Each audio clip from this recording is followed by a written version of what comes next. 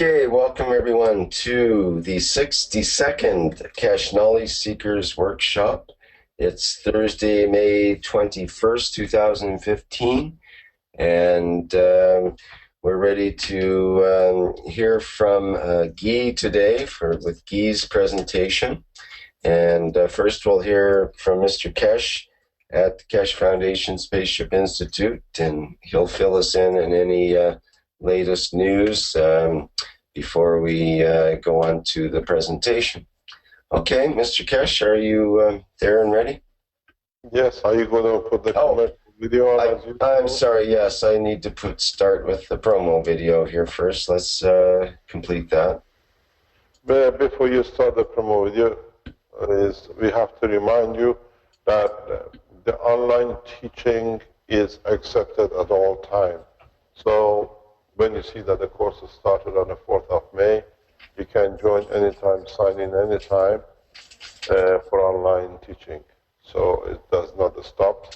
You can even join late into master degree if you like to, or we join in the October session. Okay, maybe you can re-mention that after the video as well, just so people okay, that's fine. Understand. Yeah. Okay.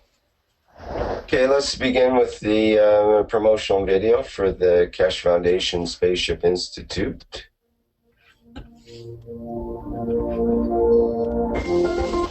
Where does humanity go from here?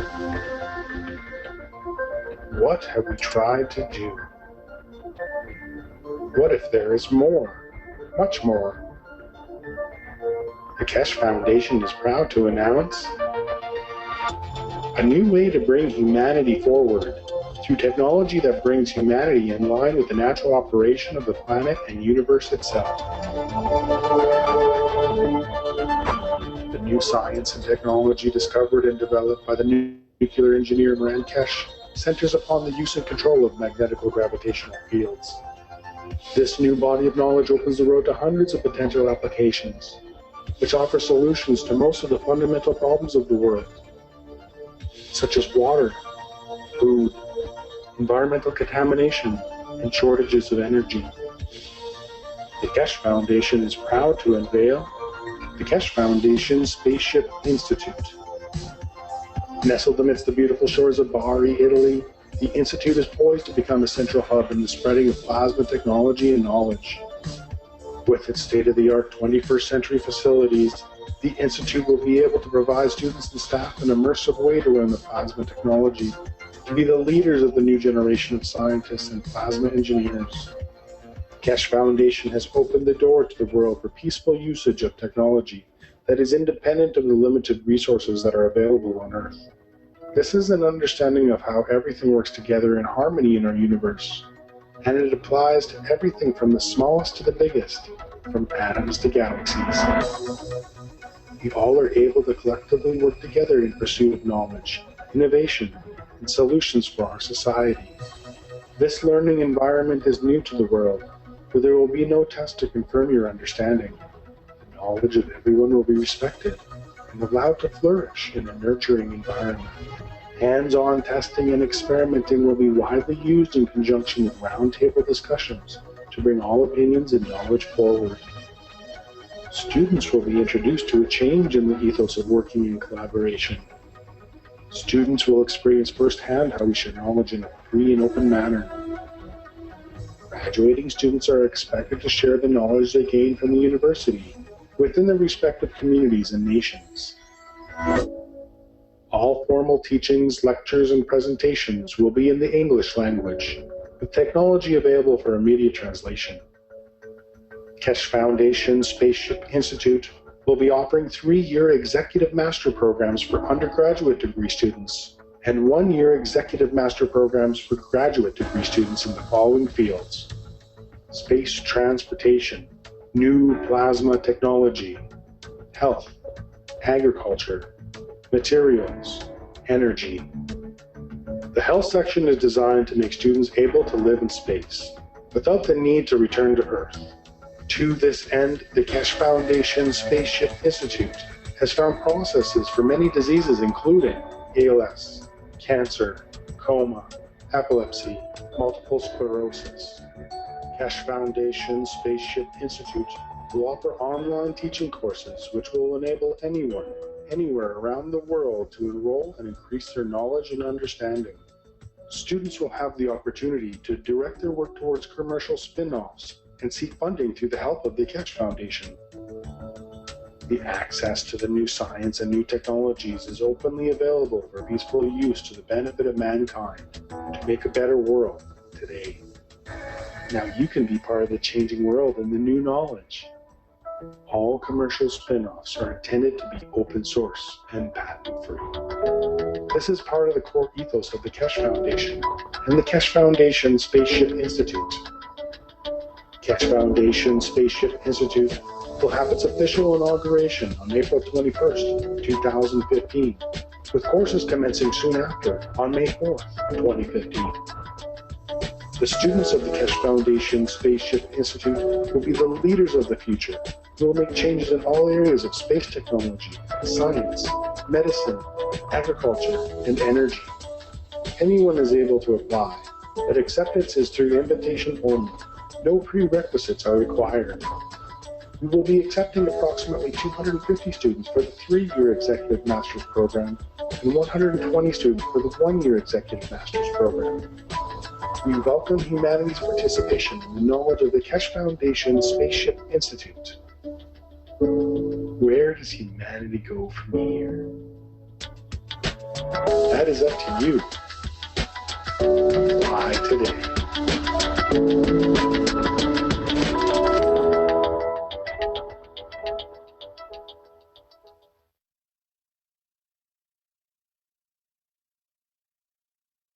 Okay, that was the Keshe Foundation promotional video. And now we're going to hear back from Mr. Keshe. We need the camera there, Vince. Let's see. I am here still. Can you hear me? Yes, we need Mr. Keshe's camera, though. Vince, how can we get that back up here? Let me see. Should select teacher camera. You there. Okay, can we fire? Can we stop rolling? There we are. Okay, I see now. Thank you. So we got Mr. Keshe available now to speak before Guy's presentation. Okay, thank you. Good morning. Good morning, good day, wherever you are, as usual, and when and whatever time you watch this recording. Today's teaching is actually as a normal workshop. We do our natural way of doing things, which we announce if there are any announcements, and then we listen to Guy because he was left from last week to do his presentation. This week we have a number of little but some significant announcements. If you remember, today's 21st of May. Exactly 4 weeks ago, we had the celebration of opening the Institute with the members of the Keshe Foundations and core team on 21st of April. In 30 days, a lot has happened, and we have opened teaching sessions. We are on the 3rd week, which has become and was part of the whole structure of the teaching freely, unconditionally, and now we have managed to achieve our goal. But we are taking this a step further, as in the last week's announcements I mentioned. We try by the 64th teaching, which is 2 weeks from today, to make the teachings on daily basis available to everyone across the world. What this means, if you are a knowledge seeker on a full-time basis, you still receive it. But if you want to do or come to 1 or 2 sessions and see if it's good for you, or you want to learn and meet with certain conditions that we are introducing or teaching, you can join us for 1 day, 1 session, or join us according to the days and times you have. This has been done for 2 conditions. First of all, People who are interested in certain topics, they can join on the days they like and not necessarily every day. And secondly, we gradually start inviting, joining communication and teachings with other institutes and organizations. So this gives us a chance. For example, if you are interested in space technology, when we link up with Iran Spaceship Institute in Tehran, we can have you live on, be announced in advance. You can join us on the teachings. Then when we do it with others, we expect collaboration and teachings with the Italian military groups of Navy and Army, if it's allowed by the high-ranking officers, that we join them or they join us for them to see what the technology offers in the aerospace and in the space and defense technology. So we are opening the knowledge in totality to everyone at the point of interest. Now that we are opening this condition, we have to see what the changes are. And as we said, when you sign to be a knowledge seeker, when you sign a peace treaty, it took us time to put things in order. Now we start acting on what you have signed. A lot of you signed on the spur of moment to be part of signing something. You forgot one thing. The Keshe Foundation has a very bad habit. It holds people to their promises. We know hundreds of millions of people sign the peace treaty in response to hoping that somebody will bring peace for them. You signed it, you acted. We start a new cycle. And the cycle is very simple. The human race has been in the habit of eating, warring, and killing and being killed for hundreds of thousands of years. We cannot ask for it to be changed overnight and suddenly peace will come. If peace embedded in the structure of the humanity will understand it, sees the benefit of it, will carry it through. We cannot come and say we start peace from tomorrow. We have to learn what they call the true meaning of the peace. So what we have decided is very simple.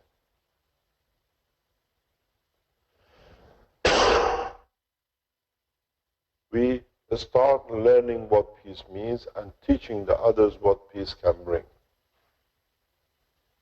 To this effect, if you have signed the World Peace Treaty and peace is your objective, it's time to act.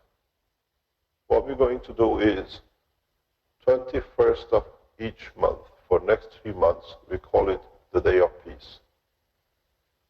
What this means in the coming weeks and days is your job to reach every army, every military, militant groups, radical groups, wherever they're fighting,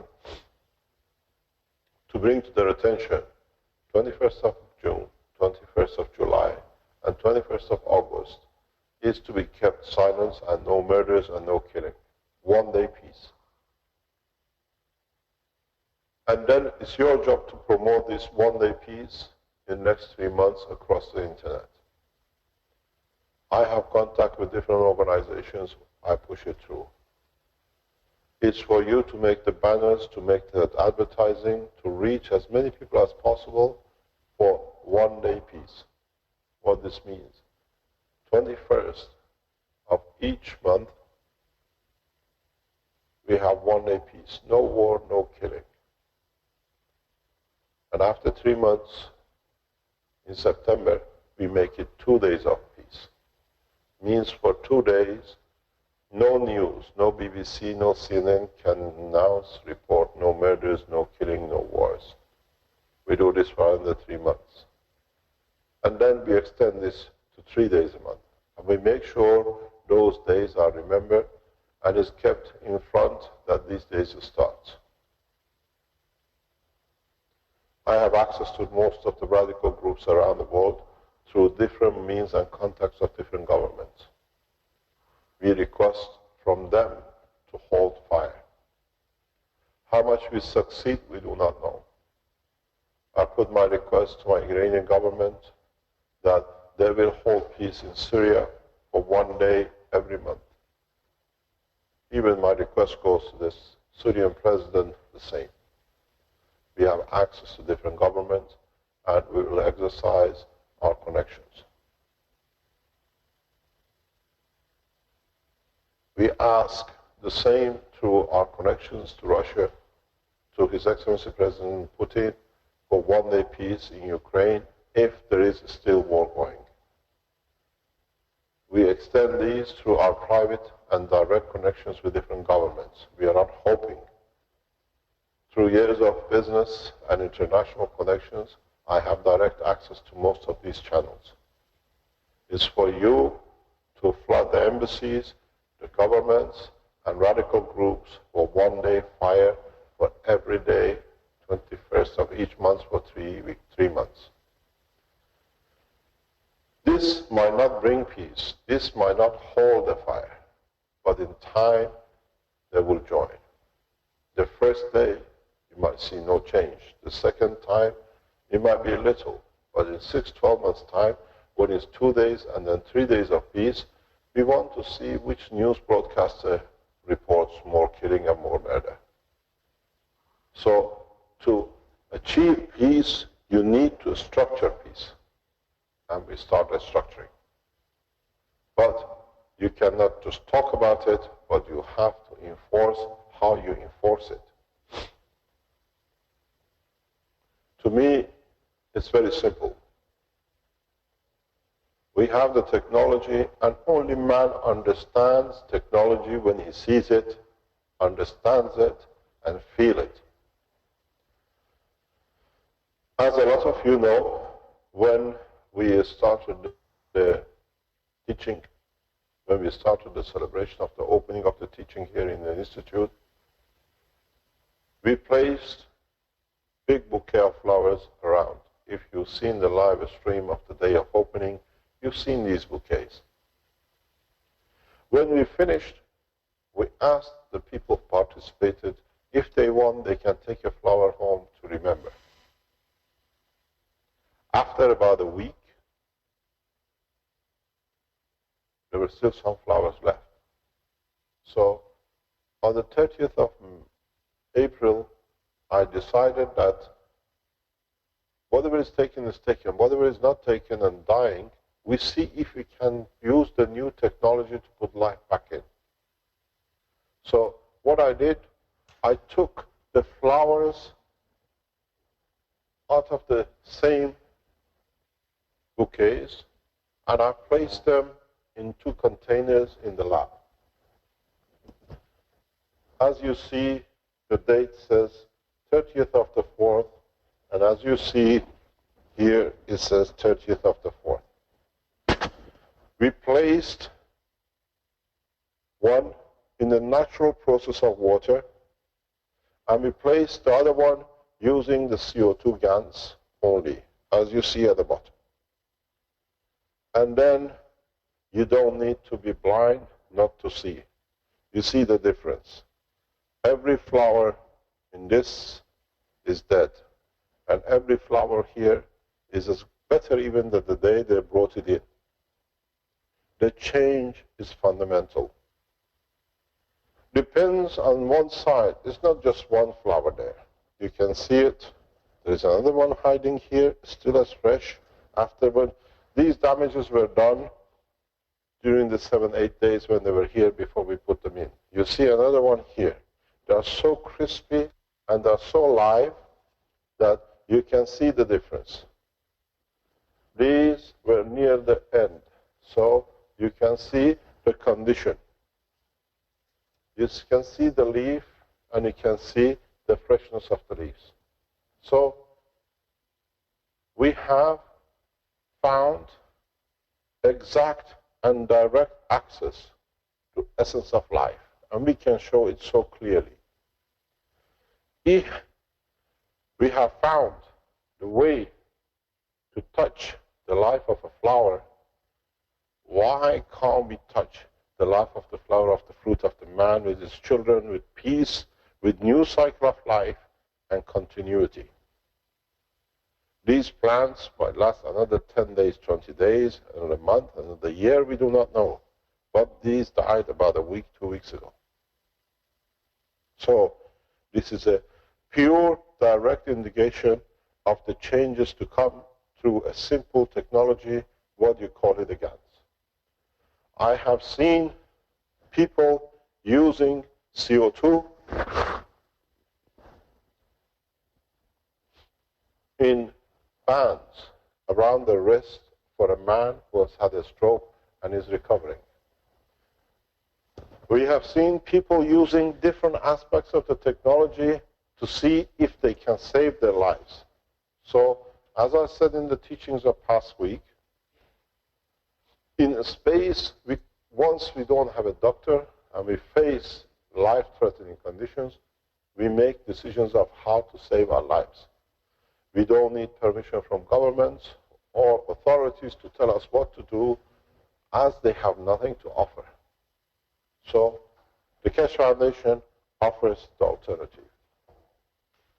Freedom of the knowledge, as we have done, freedom of peace, and freedom of exercising the knowledge to generate and enforce peace. I give governments a very limited time. I give the warring people a limited time. Starting 21st of June, we start the first day of peace. One person holds to it, nobody holds to it. We still go with the 21st of July and 21st of August. 1 day peace every month. So we learn that day we have to think about peace. The peace does not come between warring mongers, that it goes across the news to serve those who like to make money out of it. This peace should come in your house, in your work. Make 21st of June a peaceful day at work, peaceful day at home, peaceful day to live. Then you will see, you start thinking about 21st of July yourself automatically. Then 21st of August. Then 21st of September, we hold 2 days of peace. This way, not only the holiday is over, but it has to become part of the pattern of living. After 21st of August, if we do not see response from governments, I will silence the guns of the world in one strike. This is not a threat. I choose a time and I dismantle every weapon technology on this planet for time till the world governments realize there is a need and there is a way to live. This is not a threat. I have invited the Italian Navy and Army and Air Force to be present in these teachings. We will demonstrate the forces with the help of Italian military force. They are friends, they come in as friends, and if they do not come in to get pressurized again by Americans that can't be present, we'll create the peace force by man, and we silence the weapon technologies in a given distance as we know how to do. If it means to silence the satellite, it's no problem, it's much easier. If it means to silence the center radar system, it's no problem. But this does not give a chance to those who are the creators of war to see weakness in the structure. We do the same with the enemies. We have access, as you've seen, we gave life to a plant. We have access to your brain very easily.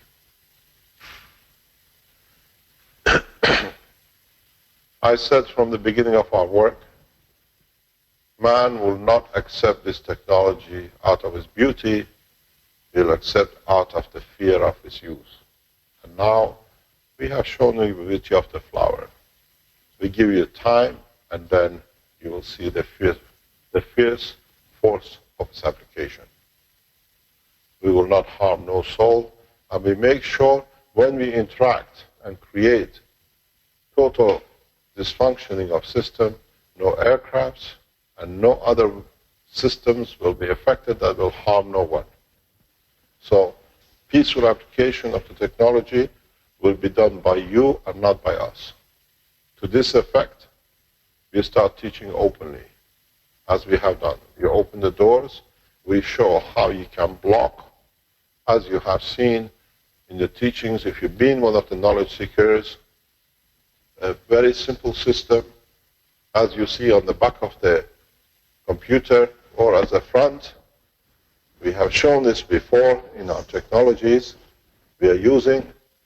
I will create a dynamic system to absorb all incoming and outgoing of any communication from any satellite, any military boat, any military aircraft that they cannot function, to cause havoc.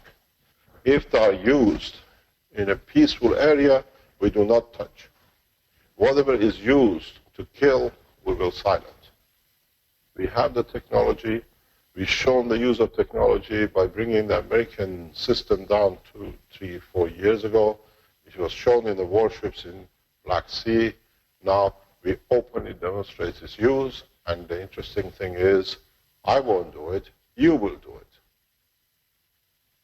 We teach you how to build systems which protects you. Then does not matter what they do, they cannot reach. We bring self-defense for peace as part of the structure of the Keshe Foundation. I have used these systems in the past 8 months. Once I was poisoned. American intelligence officers who joined us, who've seen the effect of it, and now we open the door after 3 months. You have 3 months to start the process of thinking for peace. Encourage your government and others to go for peace. Bring peace to your home, and then we'll see where we go. I have no hesitation. My life worth a lot of peace. And I don't risk my life if it wasn't worth to create and cause peace. We open new health sections, health programs. We do not do it. We teach you to do it. Reason being, a number of you out of desperation have started using it, and some of you have seen the benefit. So we share the benefit with the rest. As I said, you open the door, and I teach the totality. I have seen a number of people on the internet, out of desperation to help themselves and others, have started using different systems of the Keshe Foundation.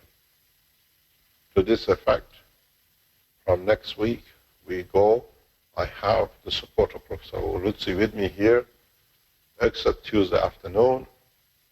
We will teach openly the uses of the Keshe Foundation health to everyone on this planet. It's you to take what you like, or you go to the Keshe Foundation division, which is for manufacturing in Omega Quantum, and you can order to purchase the system as you've done with the health pass. Next week and the week after, we have given ourselves time to show the beauty of the technology, that it gives you a base to work for 21st of June, first day of peace. I requested, and I put the request again, as I said, to the government of Iran, to His Excellency President Rouhani, to pressurize, and again through the contact of His Eminence Ayatollah Khamenei, to encourage through the different military divisions of Iran for peace in Syria for 1 day. I have direct access to these channels, and I use it extensively to encourage, to show Iran as a peaceful nation, and secondly, the application of the technology. I hope I get full support from my government, and with this, we bring one of the conflicts down 1 day at a time. We are not an ordinary structure teaching group. We are here to change the structure, and to be there, we have made a lot of allies over years. We have access to the World Bank directors as friends and executives of the Keshe Foundation in different continents. and we have members of governments, and prime ministers, and the rest, and ambassadors, as close collaborators and cooperations with the Keshe Foundation. I will exercise every way possible to start the process of peace on the international level, and in turn we bring militaries to show how effective it is, that it brings the other militaries to find out there's no use spending money on what is already wasted.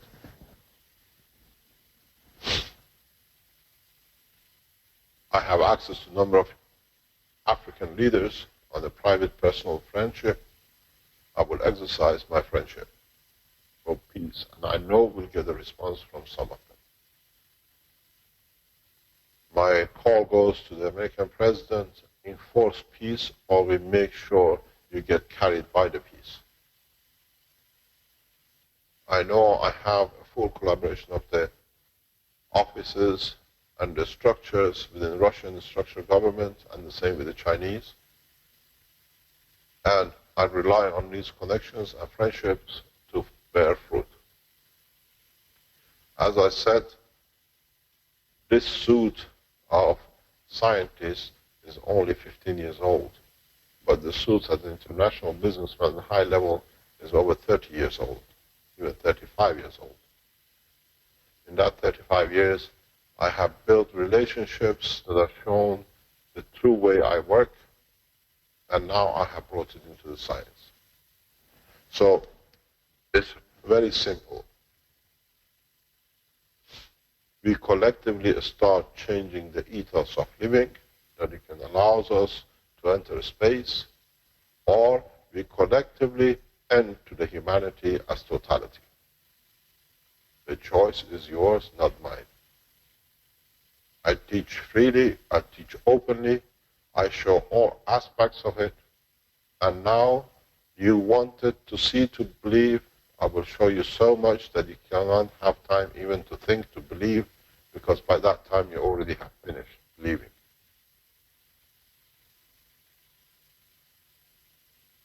So 21st of September, I give a chance to the governments to make their move. After 21st of September, satellite by satellite, ship by ship, aircraft carrier by aircraft carrier,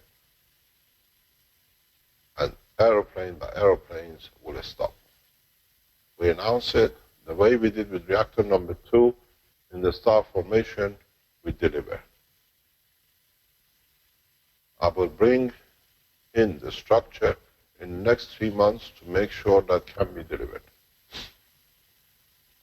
To achieve this, I release the application of the technology in the directions that none of you could imagine, but it opens the door that enforces peace. And as you've seen, you told me, I've seen, I heard that I betrayed humanity by giving the USB stick to the world leaders 2 years ago. And then when I gave it to you, you did nothing with it. So you're no different than your government, just talkers without action. This time we act from here, and then you do the talking when you get touched by it. The teachings will go, as I said a couple of weeks ago, once our webmasters set the structure, totally free worldwide. Then those who want to receive a piece of paper to say that they got a diploma, they pay for it. Those who want to be here to learn physically firsthand, they pay for it. That it allows the structure to go ahead. In the coming weeks, you will see a number of demonstrations will be done. We demonstrate different applications. And in time, I will demonstrate silencing the guns. I give warning to the governments who are building these war machines of the most advanced aircraft carriers, the most advanced weapon technology. In the rush to kill, you made a fundamental mistake. 2 things. The people who build it have emotions, and your secretary is full of plastic and carries carbon and hydrogen. And worldwide, we have access to change the structure, very much create cancer to block or release that no communication line can be short-circuiting. I showed in a hidden way some months ago with collaboration with Dr. Elia Kostova, openly, deliberately, how instantaneously we stopped reactor number 2 in a star formation. Now, if you want, I will choose a satellite, military, not civilian satellite. We give it the time and the place, and we stop its working. Then we give a boat, a ship, military ship, each one from different nation. We do not touch one nation, and we are not biased in any direction. And then we carry the same with the aircrafts. This is to show that tools of war have no meaning in our time. I've given enough time. Now it's time to play. We play the game of peace, or we play the game of making peace. And we do it collectively. When we stop the satellite, it will be not done by me, but collectively people who have built different star formations around the world, the same way as we did between Germany, Canada, and here in Italy, will do the same. By that time, the people who can learn will learn, and the people who have the fear that their money-making machine, war machines, will have no application, will make all sorts of effects.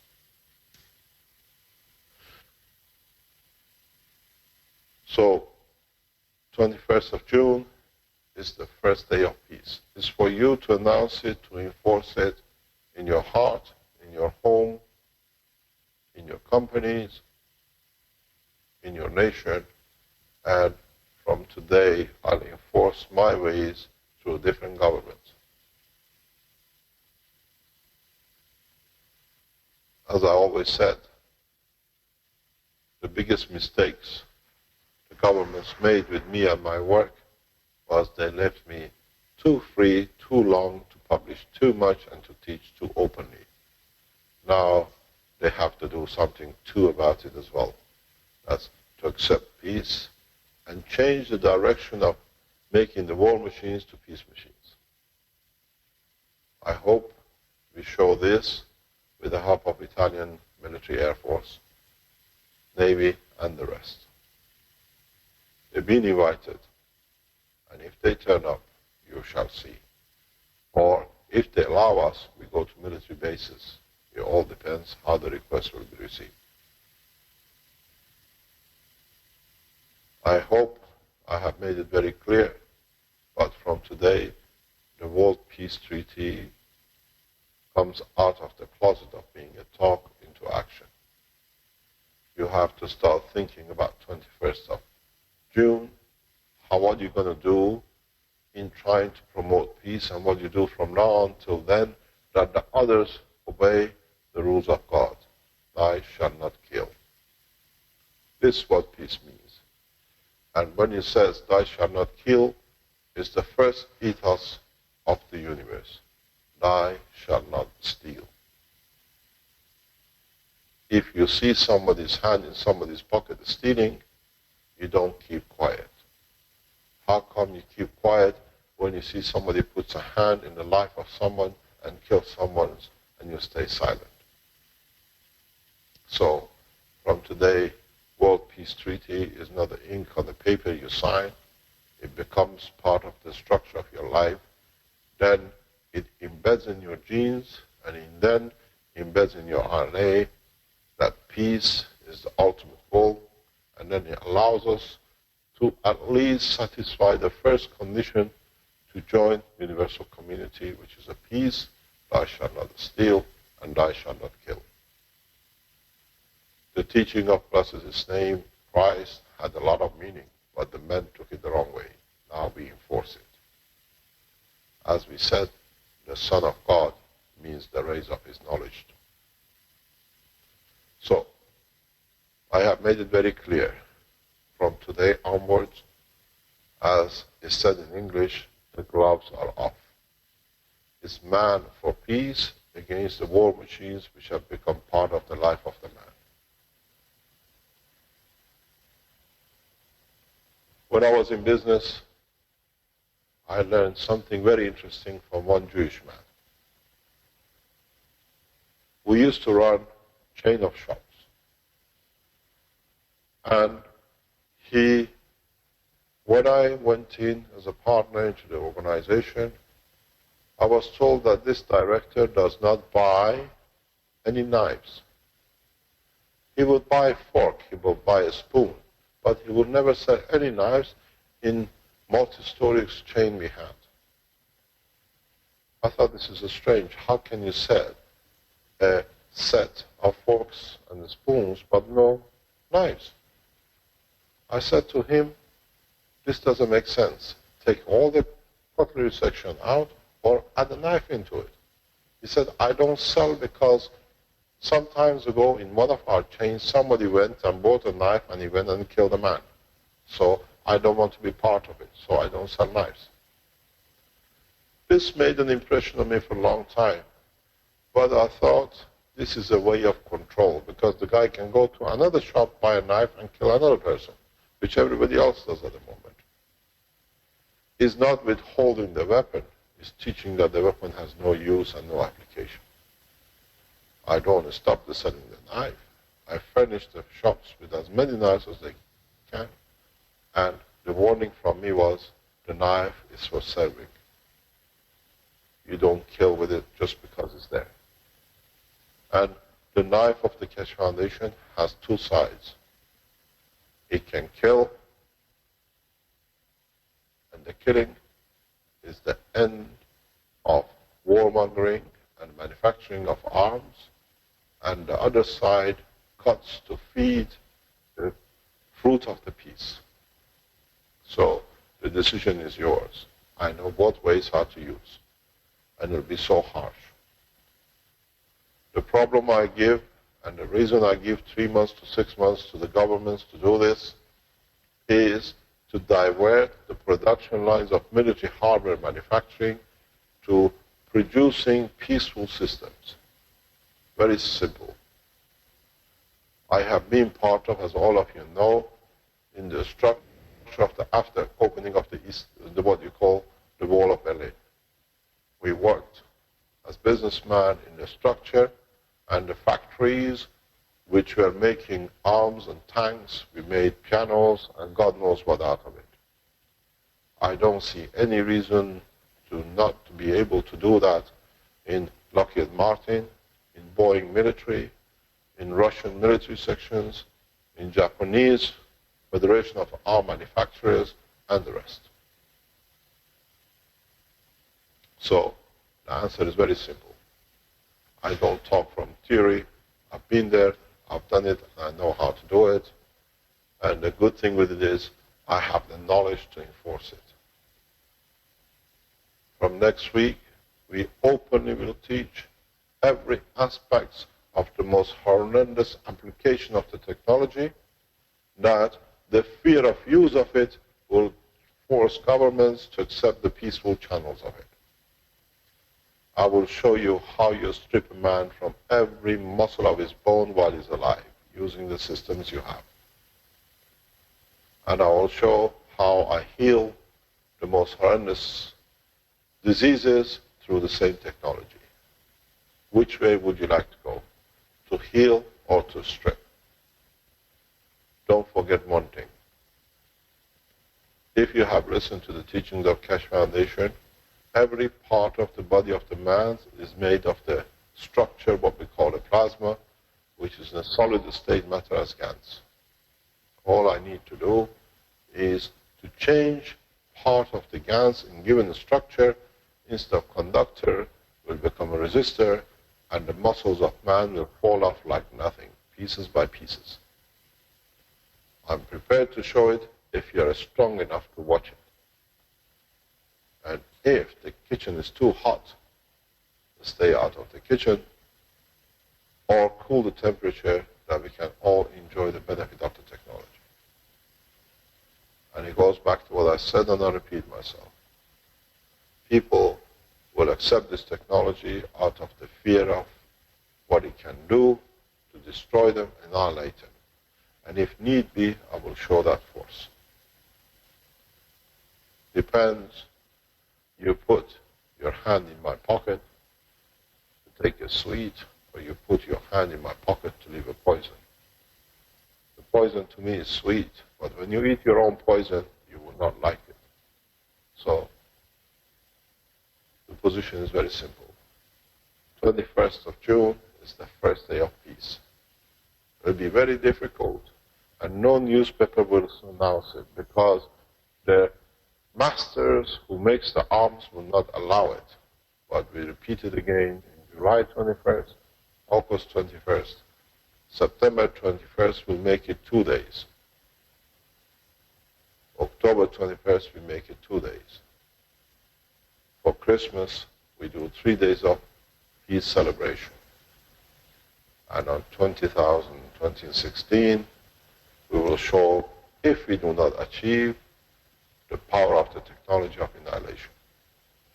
But to show to reach there, if by September the governments do not start the process of peace, which starts in the international conference in the United Nations to annihilate one nation, one country, one planet, in the opening of the United Nations conferences, we will show it by the day of opening of the United Nations conference this year, that they'll have nothing else to talk except what this technology is going to their nations. So you can see how we have calculated everything to detail. The United Nations opening this year has to carry the condition of world peace and the enforcement of the peace, and the Keshe Foundation will be prevalent with technology in these discussions. Not in the building, but within the structure of the force of the knowledge of it, which will surrender the building. I hope I carried the message very clearly, and as you've seen with the plants and the flowers, I have the mercy and the love to give, to allow a flower stays permanently green and beautiful, and at the same time I had the knowledge and the grace to allow the other one to terminate their life as you've seen it dead. To me, to my knowledge, there is no difference between the two flowers in the two pots. If it's the humans who want to act, to destroy, will join the pot on the right, and is it the ones who want to show how they can live beautifully, they join to the pot on the left.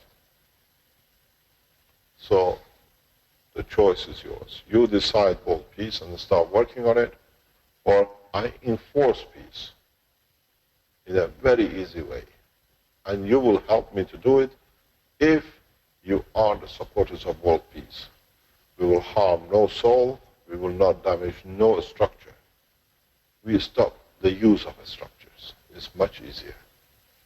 Destruction has not brought any credibility to human being, but stopping the process of war brings a lot of dividends. And I thank you for listening, and I'll emphasize on this again and again in the coming weeks. And 21st of March was the beginning of spring. The spring of 2015 will bring change for humanity. And you have seen the start of it, and we deliver it. So, as we say, the ball is in your court.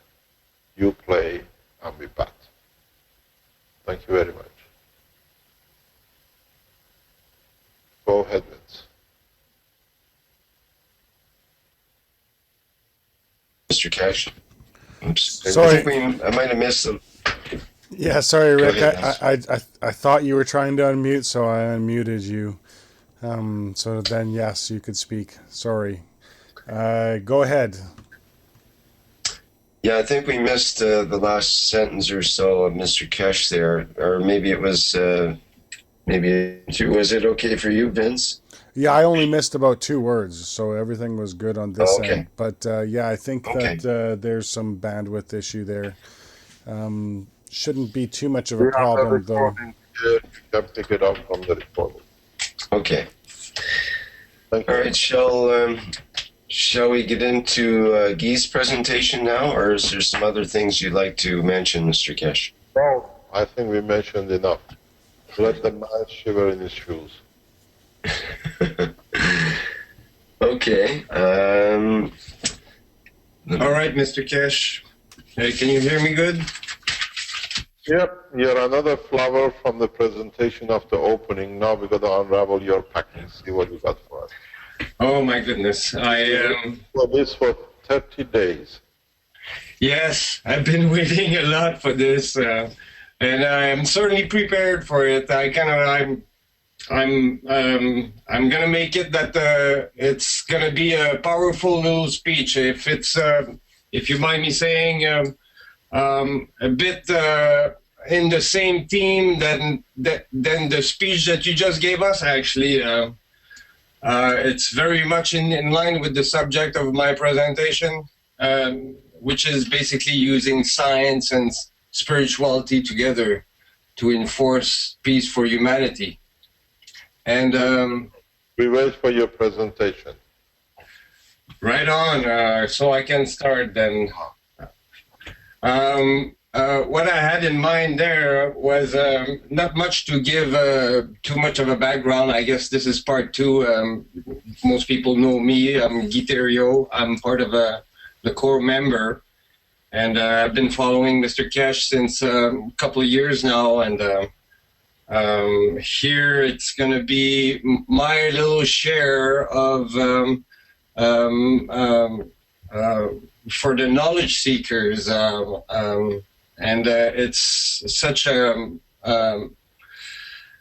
honor, basically, of being able to present my idea like that. I think it's a golden opportunity to be able to share what I think it's an old mystery that I can basically give my best hit at trying to explain for everybody to see. And it's about the Trinity, actually. And I would. Teaching us?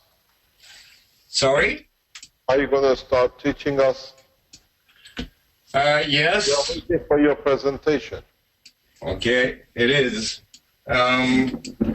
It's the beginning. The beginning of it is start like this, actually. It's a quote that I. Image. Which Sorry? You're showing us the image number 1? Yes, which is this, which is an object in space. And it's. Yes, sorry. Vince, can you focus on one? Because we're getting one picture as a writing and a picture on the screen. Okay, we need to stop sharing the webcam, I believe. Okay. Thank you very much. So do you see the picture pretty good? Yep.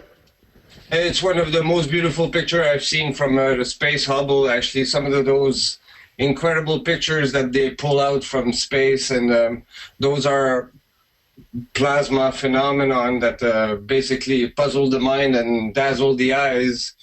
But it's just to introduce basically the fact that all my life I've been attracted to space. I think it's one of my greatest hobby was, to read about the science fiction and trying to go to space. And for this, I discovered very soon that it's not an easy thing. And I discovered very soon too that there's quite a big mountain called the Mountain of Science. And it's quite steep and it's quite tall, and I'm a little guy, so basically I've been climbing it since a couple of years, and I apologize if I cannot really do much science today. I'm here to learn mostly, but what happened to me was something that happened 20 years ago, where I discovered something which is linked to an infinity loop. And it's a spiritual discussion. And usually I do that one person at a time. I had in mind to write a book about it. And I think here it's the best probably public where I can share my idea. It's nothing new, really. I'm not going to try to reinvent the wheel to anybody. I just want to read a quote here from Khalil Gibran, where he says, "No man can reveal to you nothing but that which already lies half asleep in the dawning of your knowledge." And I mean this quote here to mean that that maybe the only thing I may do with this discussion here is to awaken something that we all knew. And this is the goal of this discussion. It's to unite basically us in what I think is the fact that if we decide as humans to go to space, we're going to have to learn to behave, and to behave with the best of our heart. And how can we go in space and try to venture in those territories if we cannot do the same here on Earth? And that's going to be, this presentation is going to be for exactly this purpose. Basically, in my life, I consider two mountains, which was not to be selfish or to being good from my heart, and to be smart in my brain. And I'm blessed with a few experiences in the past that gave me incredible insight into spirituality. So I don't really need to be convinced about spirituality. Here I'm going to try to explain something about spirituality and Trinity that may be a bit shocking for some people. There's people that would just discard all the old books and all these wisdom books of the past as old stories, but I think there's a lot of little pearls in there, and here I'm going to try to share one of them. Basically, my whole understanding of spirituality and science resolve around a very simple statement, is that in spirituality, in most spirituality anyway, it's a phenomenon that is basically worldwide, the phenomenon of the Trinity in many different philosophies and religion. There's some that don't believe in it, it's true, but mostly all, which is an extremely powerful mystery in religion, and it's very mysterious and very deep. And then you turn around and you look at science, and the very first statement they tell you is that X, Y, Z equal one reality. It's like that Trinity right in your face. And maybe here I'm going to try to do something a bit simplistic. Is I'm going to try to mix all that together and try to come up with a theory, if I can explain that. Rick, if you can put the picture 2 or 3. I gotta. Is that it?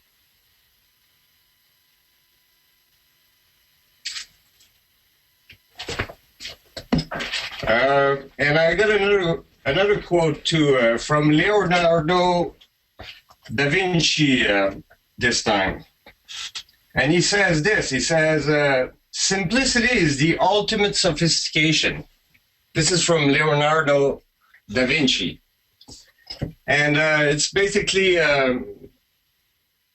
just praising simplicity. Sometimes things are right at the tip of our nose and we don't see it. And I was to try to, some years ago, to get into a spiritual experience, and it happened. And basically in the process of trying to explain it, I came across a very simple truth. And here I'm going to call it hope, faith, and love. It's basically from some of the masters of the past that describe body, mind, and heart as the three temples or the three seats of the body. But it's not only from the Christian perspective, because I'm not much of a one guy religion. I always embrace everybody around the world as long as they embrace love and respect, and I traveled a lot and I've seen a lot of people, so I actually got to even appreciate even more people. So I'm not much of a war person. I'm actually got love in my heart, and I'm climbing the mountain of knowledge, and I try to put the two together. And if I feel like if I put the two together, it'll be like science and heart. Those are powerful words. It's science and spirituality, science of love. Something that is so powerful when you put them together, it'll give you a third component that is more than the sums of the what created it. It's like mom and dad that creates the child. The child is way more than what both of them ever expected. You know, it's, to me, that's the Trinity. It's basically a positive, negative, and then, oh, that's electricity. Oh, okay, now I got it. It's the way you see reality. And here, my theory is that we live in a three-dimensional world. And those three dimensions maybe can be drawn out, and maybe I can explain or try to stretch the understanding of that Trinity that I found, and maybe get, some, on a piece of paper, try to put the best of my mind and the best of my logic to that Trinity mystery. So the webcam on now? Yeah, this one I would like to get the webcam now. So you guys see this?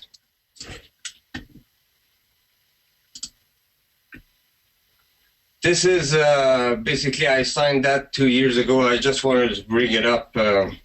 It's basically the World Peace Treaty that I signed a couple of years ago that very much mentioned about whatever Mr. Keshe mentioned earlier. And I really vow very strongly for this. I put the best of my heart and the best of knowledge to help humanity. And I don't know exactly how that's going to resolve itself, but I'll start with my little explanation of how I see an old mystery. So here I start simply. I got a little, do you see that good? Everybody sees this?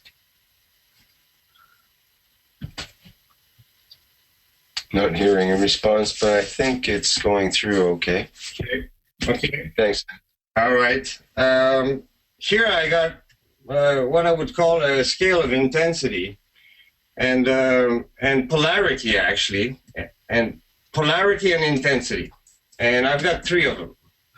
And I'm going to try to see if I can come up with something with this. But I just want to specify that the fact that I talk about three here, which I'm going to call, right now, I better write it right away, body, mind, and heart. Those I'm going to call three-dimension, and basically it's like saying this is dimension X, dimension Y, and dimension Z. Basically, that's what I'm saying. I know it's a bit of a macho way of describing because it's very linear, and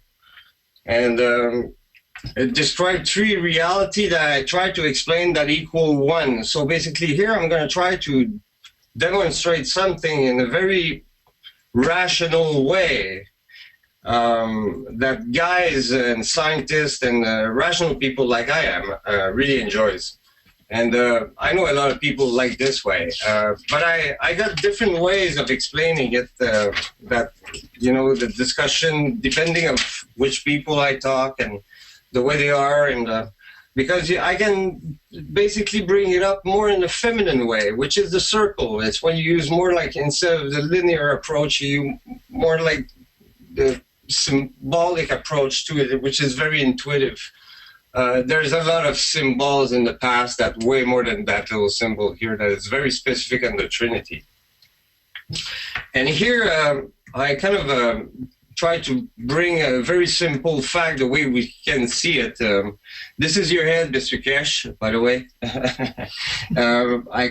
I try to describe that we do have a body, and in it we know that we have a mind in it. Oh, I look so pretty. Oh, I could have had up a little more hair. I agree. No problem. But I know I underestimated the size of your brain. This I know that for sure too. I think the size of the nose explains it. Good enough. Okay. And I agree that the heart too. I know your heart. You've been giving a lot, but I was trying to make the point that it's very deep inside of us that we have that thing that we call the heart or the feeling center. And then we're surrounded by a mind that is thinking, and then there's a body that actually acts upon it. And I'm going to try to come up with resolving that point here. I would like to first get into this here. And basically, I can come up with different people that talk about Trinity in the past from different perspectives, not only, let's say, the Christian approach. There was certainly the Buddhist approach where Buddha had the 3 jewels of Buddha, which was basically very much centered on having compassion, wisdom, and power. That's the way he described it, the 3 jewels of Buddha. There's even some very famous scientists that actually had that same approach to reality. We know the past, present, future, hell, earth, heaven, all these different things embedded in our reality, like the 3 wishes or the 3 wise men, or it's really everywhere. When you start thinking about it, I don't want to really dwell in it, but I just want to say that it's really everywhere. When you start looking for that stuff, you really find it everywhere. So here, I don't want to blow too much the gasket saying I invent anything, or I just want to say that in the past, the master used to talk about what was called the body, the mind, and the heart center, or the 3 houses, basically. And I would like to maybe introduce what I think I can understand from this. And it's very simple. It's kind of cute, actually. It's worked like this. I think I'm going to try to put a concept here that is everybody use the word, but we use it in very cheap way, I'd say, because we use it at every sauce. Say it's the word love. I can say I love my chocolate bar, and I can say I love my wife, and it's certainly not the same thing. So we know we're using the same word, but we know with certainly different intensity. So here I got my neutral point, which is a 0 point, and I'm going to call that the positive, and this I'm going to call that the negative.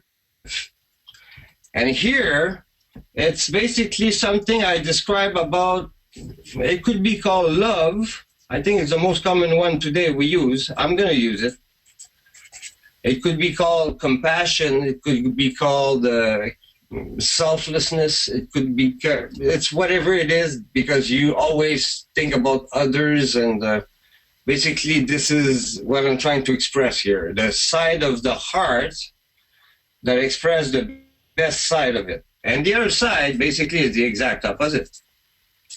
It just think of itself. It's basically,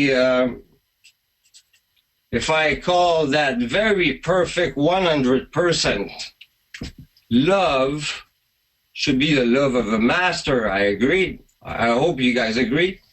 Like the love of a person that did that all his life and consider that loving it's everything and everybody, no exception. And there's the other side that actually it's kind of a do not love. I can call it many different names too, but I'm going to call it ego to be very modern. And it just think of itself. It just doesn't care about others. That's the other side.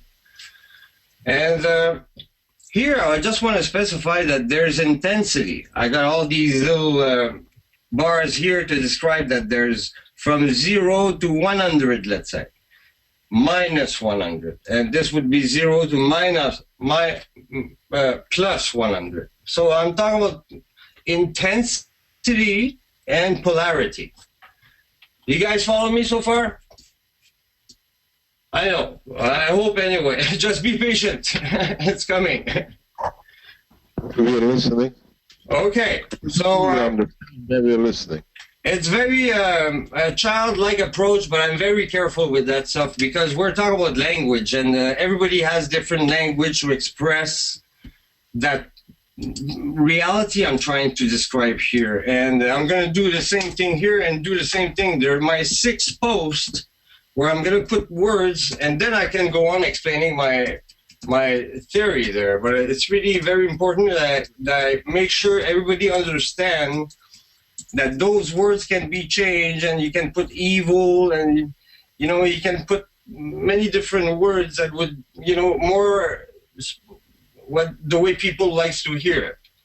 But here, since it's very generalized, I do a generalized discussion, and I'm trying to describe 3 realities here, and one is it's from the heart, and basically I'm saying there's intensity. And let me describe this, and it's quite easy to describe it actually. I love my chocolate bar. I love it. I love it very much. I just got it from the store. I'm unwrapping it. I'm just about to enjoy it. And then something happened. Somebody comes, knock on my shoulder, and I turn around, realize the guy is a monster, huge. And it is menacing, is really angry. And he looks at me, he says, give me that chocolate bar or else I'll kill you. And you know what? I give him the chocolate bar right there.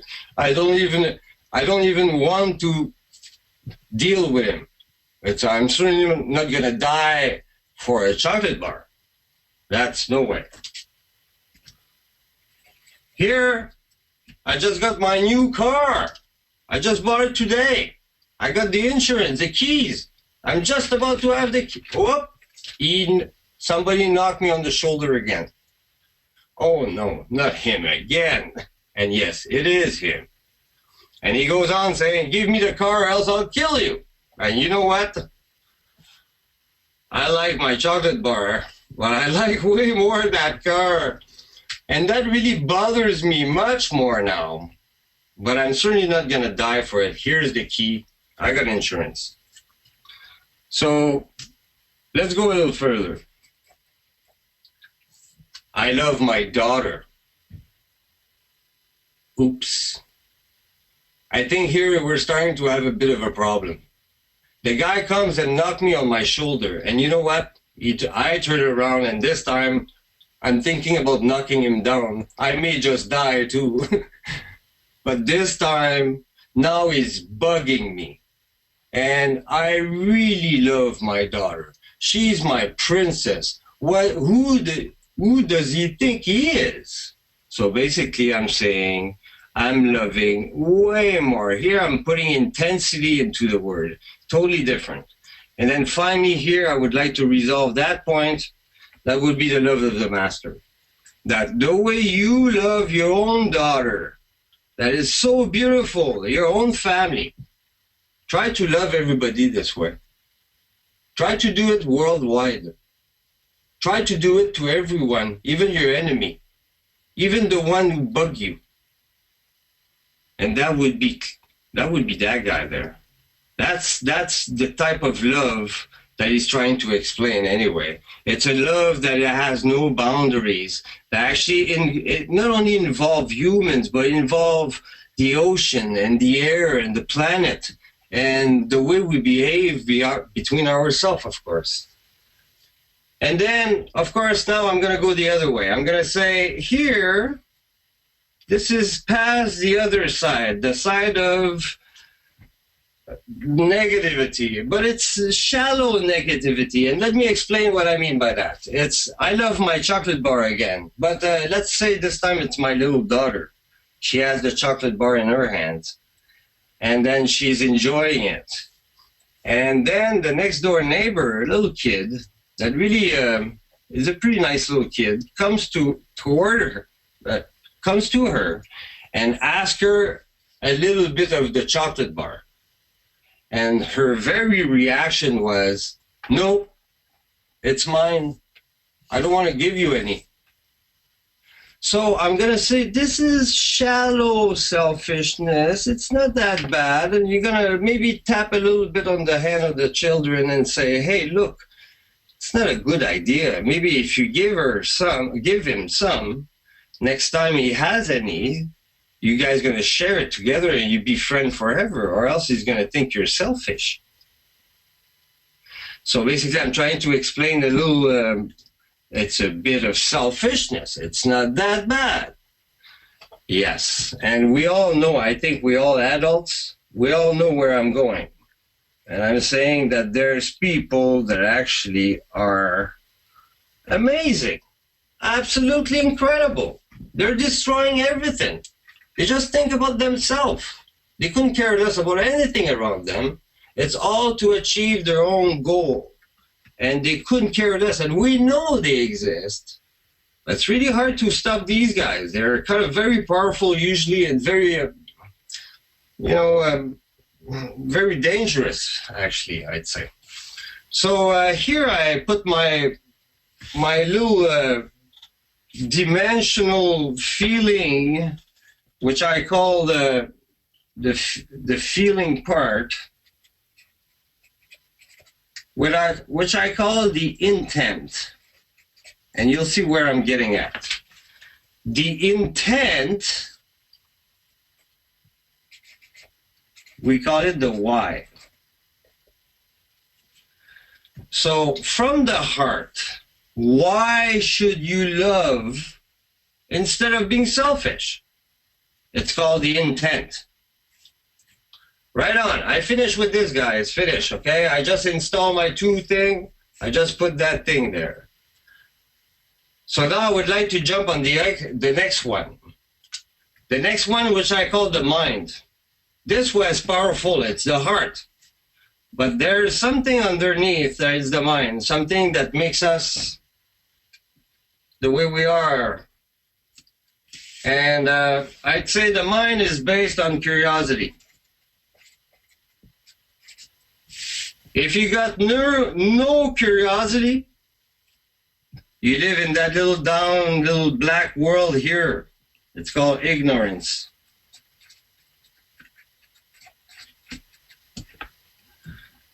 And this is my 0 point, and that's my 100%. Here I'd say you're a wise guy. Very wise, like Mr. Keshe. Almost, maybe. Or like a master, actually, I'd say or a scientist. I'd say it's very hard to say. This one is a master of knowledge. It's really in the mind. And I think that whole thing here we call science. And that whole thing here we call religion. That's how we deal with it. And we all know there's few people that really understand, but there's few that don't. And there's a whole bunch of people in that church, and they all got different intensity, but they all try to learn that, though. That's the story. We hope that there's no people like that there. But here, it's about the same thing too. I'm saying in this dimension, which I'm going to say, it's based on the how. That's curiosity. When I know how, then I'm just a bit wiser. It's when I don't know how, I'm just a bit more ignorant. And I'm going to say, sometimes they don't want to learn, so they stay ignorant. And there's people that want. But the want is this last point. So I'm not really, I want this and that. So you'll see I'm coming to this. So basically here I'm saying there's intensity. This is what I call my two mountains. The mountain of knowledge and the mountain of love. That's my goal, guys. That's what I'm trying to do, okay? So here I reveal a big part of myself. It's my two mountain. And I feel like very weak. I got lots to talk about here and learn on the scientific part. And love, I'm getting better at it. And I try to do it all the time. But seriously, I'm getting serious now with knowledge with Mr. Keshe. I've never been so serious about knowledge in my life. And here he's going to tell me how. That's the key. That's the wise guy is going to tell me how. Then I'm going to climb up. It's a very sacred triangle that is the master that teach to his students the teaching. It's like the very golden triangle there. It's another trinity, we can say. And I'm trying, of course, I'm trying to climb in that region. But I just want to say that, of course, there's many different levels. But I just want to bring a fact that the way you feel when you know. Usually, if I know how to do something, let's say somebody asked me to build a chair, and I never done it before, never ever. I'm ignorant. I may just feel very low in my little scale there, because I call that doubts. I feel very low and I got lots of doubts. That's because I don't know how. But let's say I've done 10,000 of these chairs before. And he asked me, he says, can you do a chair? Huh, no problem. You asked me? I got full trust, full faith. You see, that's a very important word, faith, full trust that I can do it. I know exactly how. When I know how, I got faith. It's when I don't know how that I go in doubts. So basically here I'm saying that more you know how, more you feel that confidence inside. You're feeling better and better and better. And more you're going to climb that mountain, better you're going to feel. And at the top, you're going to feel like the king of the world, that you know everything. But in the old books, they say, if you know everything, but you have no love, you're nobody. That won't serve you well. Never forget that we got two of these mountains, not one. One is the mind, and one is of the heart. And then I say that when you reach that level, you got a very high level of faith. It's almost you would do anything. You feel like you can do anything. Here, you feel like you cannot do nothing. You're totally stuck. Because you're stuck in ignorance. You have no way out. Maybe a little way out. That's what I learned on TV here. Sorry. So, no, we need to climb that mountain for real. It's a real mountain. It's natural science. And it's And there's a lot of bad science. I call it bad science. It's in this region here where there's misinformation and disinformation that keep people in ignorance. That's what they do. You know, when you hear let's win their heart and minds, like the American says very often, and their propaganda thing. Let's win their heart and mind. What do you think they mean by that? If they win the heart and the mind, then they control the body. They know exactly. Then anyway, this is how it works. And they know, they're using it.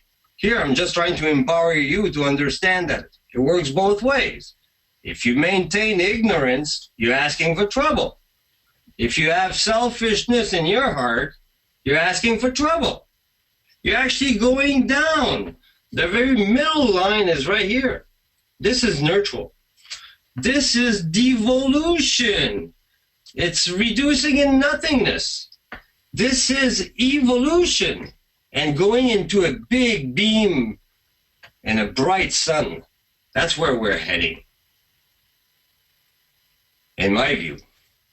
But anyway, here I kind of give my explanation of what I think is religion. It could be said that this is good spirituality and bad religion. And here it can be said that it's good natural science, real knowledge. And this is all lies and fake knowledge, misknowledge that brings ignorance. And finally, I'm going to resolve my third point. This is my heart, my mind. Now, the very last one is the body. And the body, I say, is here and now. I want to say this because this is the time dimension, the mind dimension, the heart dimension. I'm going to call it the time dimension. And I'm going to say like this, sorry, like this one had a question here. Why that dimension? This one has his own dimension question. This one too is going to have its own question. It's going to be the when and where. And I say the only when and where that really exist, it's here and now. For you and me, it's here and now. There's nothing else that exists. The future hasn't happened yet. And the past is past. It's all becoming blurry, actually. More we look in the past, more blurrier it is. And more we look in the future, blurrier it is. It's only when we get it close that we know. So basically here, I kind of put my appreciation of the when, the how, and the why. And I want to put another little guy here, something that a word that needs to be specified. Here I'm going to call it will and no will. This dimension, it's based on time. I want it. Do you really want it? So then when? Now. That's really wanting it. I want it now. This is really wanting it. This is will. No will is when do you want it? Never. I don't want it. So you can say technically there's people that think this way. Never learning anything and just thinking about themselves. My goodness. This is the plague of humanity right now I'm describing. And here on top here, I'm describing the solution for humanity, which is actually the will to be a bright mind and a pure love in your heart. What a great action that could do. This is basically, I'm putting, and there's the lukewarm, the people. You can technically say too that there's people that wants it a little bit, they don't have much knowledge, and they're very selfish. or they want it, but they're very smart, but they're really selfish. Or this point here, I want to specify it's called hope. It's right past that middle line there. It's called hope. Will, it's because it's pure. It happened right now. It's pure will. It's when, it's now. But hope, there's a problem with the time factor. When, it cannot happen right now. We got to wait. We got to allow time to happen. So we got to hope, not will. And it just gets better until we got pure will. So I hope you guys kind of follow me a bit with this. I know it was kind of extensive a bit.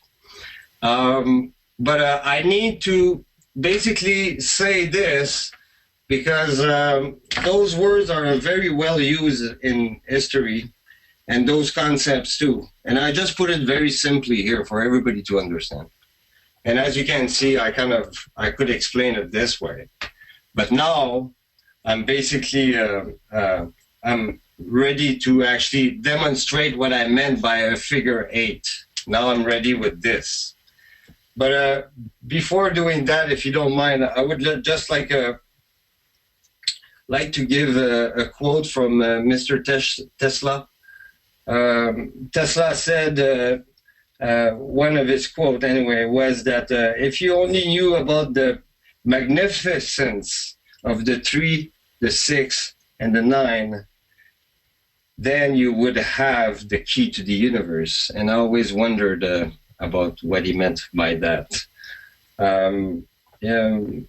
Tesla always intrigued me for many, many years, and I read a lot of his biographies, and he has many things intriguing. And Mr. Keshe is, well, to me, is reincarnation in supercharged. But this quote, I took it as maybe trying to back up a bit what I was trying to say here, because I'm talking about stations, pure stations, ultimate stations. And I got 6 of them here, and then finally 9. I wonder if he was talking about something similar to this. So basically, I got all these quotes. I got many different quotes that relates to all these different symmetry, I'd say. Anyway, I'm going to keep going. And finally, I would like to demonstrate, and it goes like this. Figure 8, finally, there it is. I'm going to finally explain what I meant by that. How can I put that? I call it the Trinity within the Twinity for unity. So please let me demonstrate what I mean by that. But first, I would like to try. You see, there's many different ways of trying to interpret this. It's very. It's only lines on a piece of paper, and what does he talk about? I'm talking about us, the way we are built. And I'm saying that we got 3 houses, which is the physical, the mental, and the soul, the emotional. And maybe this is our very top here. This is our Coulomb barrier on the outside world, and that is the world within. So maybe my point here, I'm going to try to maybe say something like, maybe little Joe here, that could have a little more hair on his scalp, live in a 3-dimensional world. Maybe there is 3 dimension to his thinking and his behaving. And here, that's what I would like to demonstrate. But the way I demonstrated it's with a figure 8. I could put the little Joe. But what I'm going to try to demonstrate is something like a figure 8 that cross like this. I'm going to try to demonstrate something like this. And we all know that, you know, when light crosses our eyes, everything kind of crosses in our brain and everything. We got the split brain. And so basically we all know there's a reality there that right at that section somewhere there's a crossing. And that's going to be my point here. And this crossing here is a very powerful one. This guy here, I'm going to put a little special effects. Sorry, I like to do it this way. It's almost like a plasma. And he's a very special little guy. I call him Now. Or Here Now. So, and then I say, that little Joe, that's you, little Joe here. That's your inside world. And I'm not going to draw the ears and everything. It could be terrible the second time. But I'm not even going to go there. But I'm going to try to explain that little Joe has 3 dimension inside when he thinks and when he feels. So that is my demonstration that I did earlier here. Those 3 guys, I'm going to try to put them here. So, you know, my 3 dimension, the X, Y, Z, I like this one here. I'll use X right here, dimension X. Here I'm going to call it dimension Y. And this one I'm going to call it dimension Z. I know it's very subjective, it means nothing, but it's kind of fun for me. I discovered that recently. I thought it was a kind of a little joke. But here now, across really describe very well the here now. The why, I'm going to call it love. Why should you love instead of doing the opposite? And yes, let me say this just to finish up my point here. I can, of course, dwell a lot in describing all this section here, the negative sections and all these points here about all the problem of the world. But instead here, I'm going to focus the discussion about the solution. I would like to talk about actually only the top, very, very top here. And if you read it, it's something like, I want to be smart and love in my heart. That's what it means. And I say, we can write it in the old way. Thy will wants you to be wise and have faith and have love.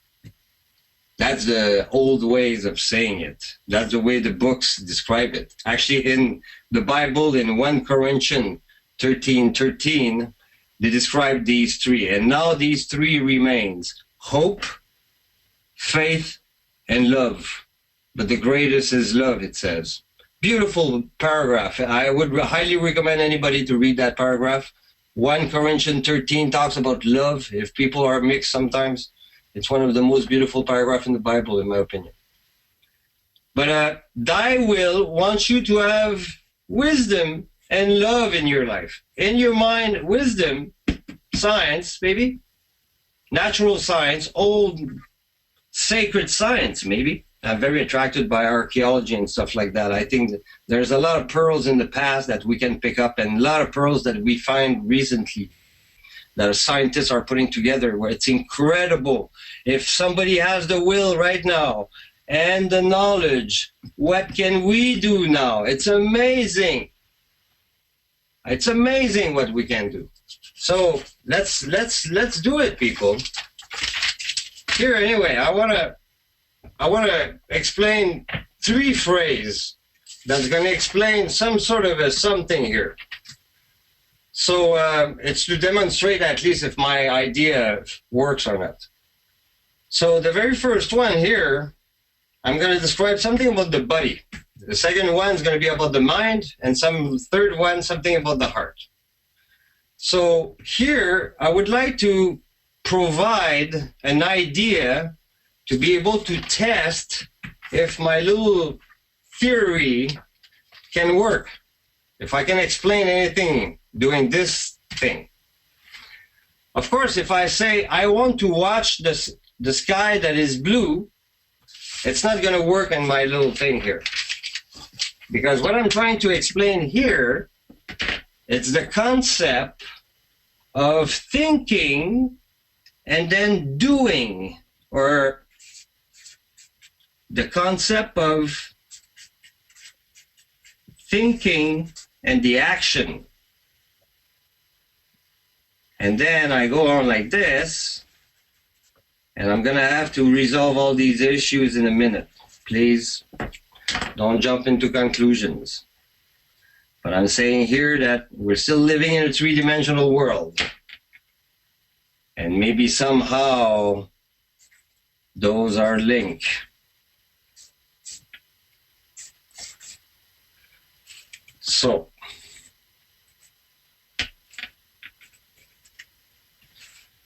So here I got love, I got faith or wisdom,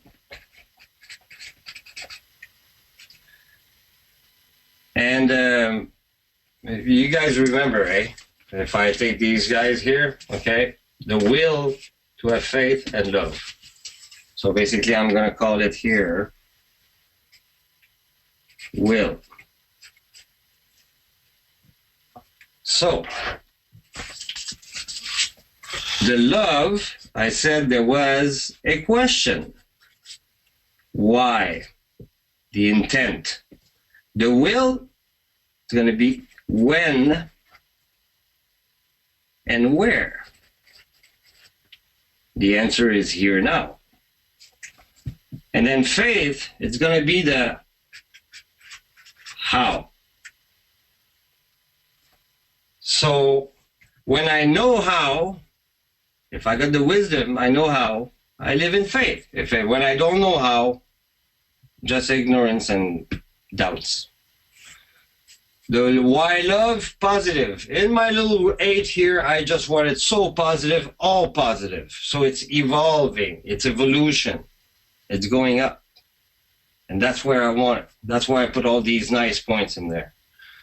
So I'm going to try to demonstrate my very first thinking here, which is I want something for my buddy. And of course, I'm talking about something positive here, not something negative like I want some poison. That's not good for your buddy.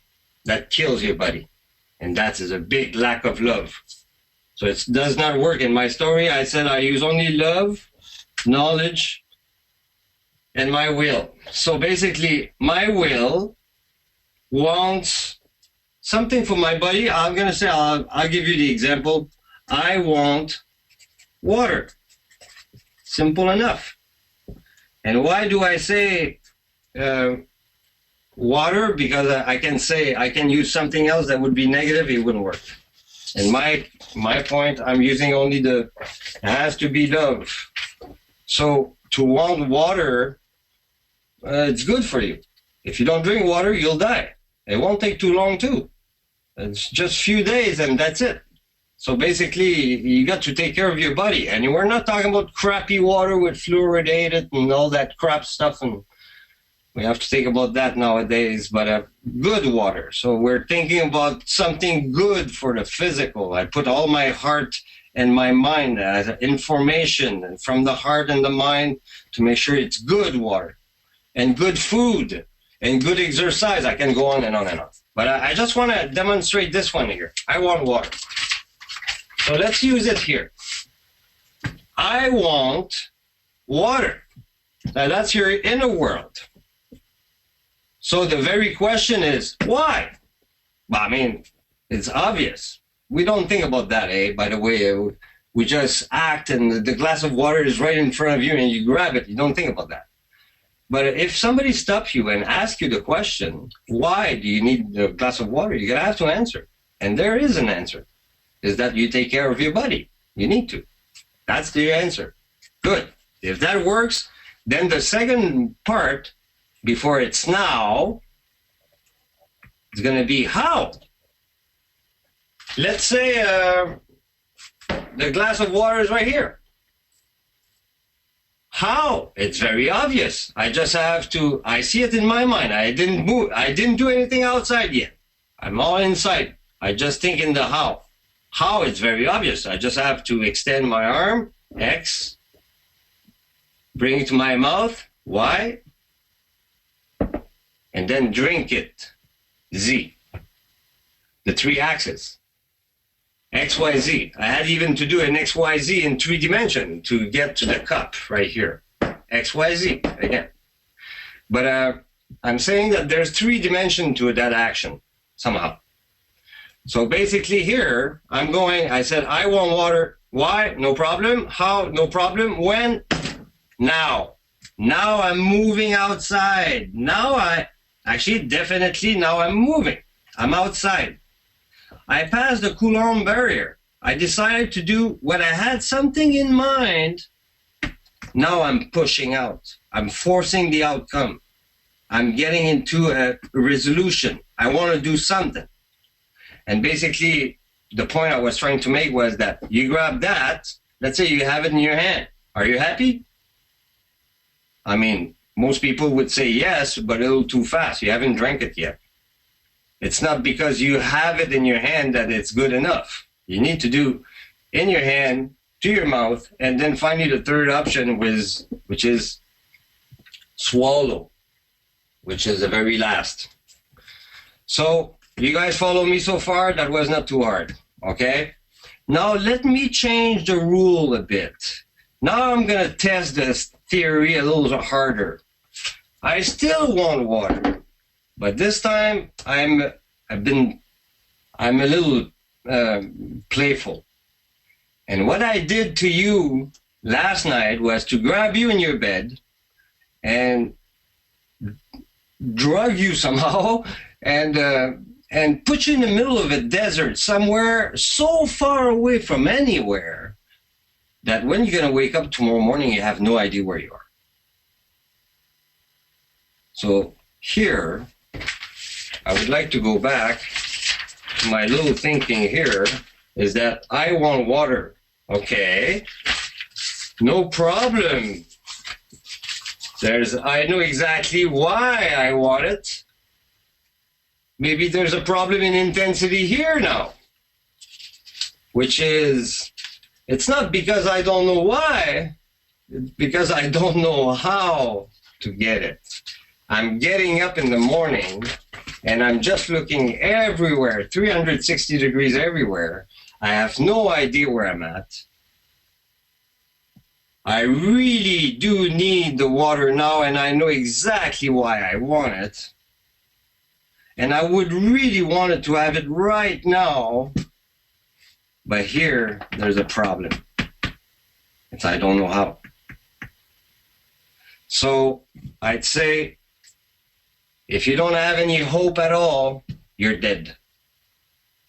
You remember that little point I was saying? Hope. This is the very most important point. Without hope, we're all dead. We need hope. We need more than that. We need pure will.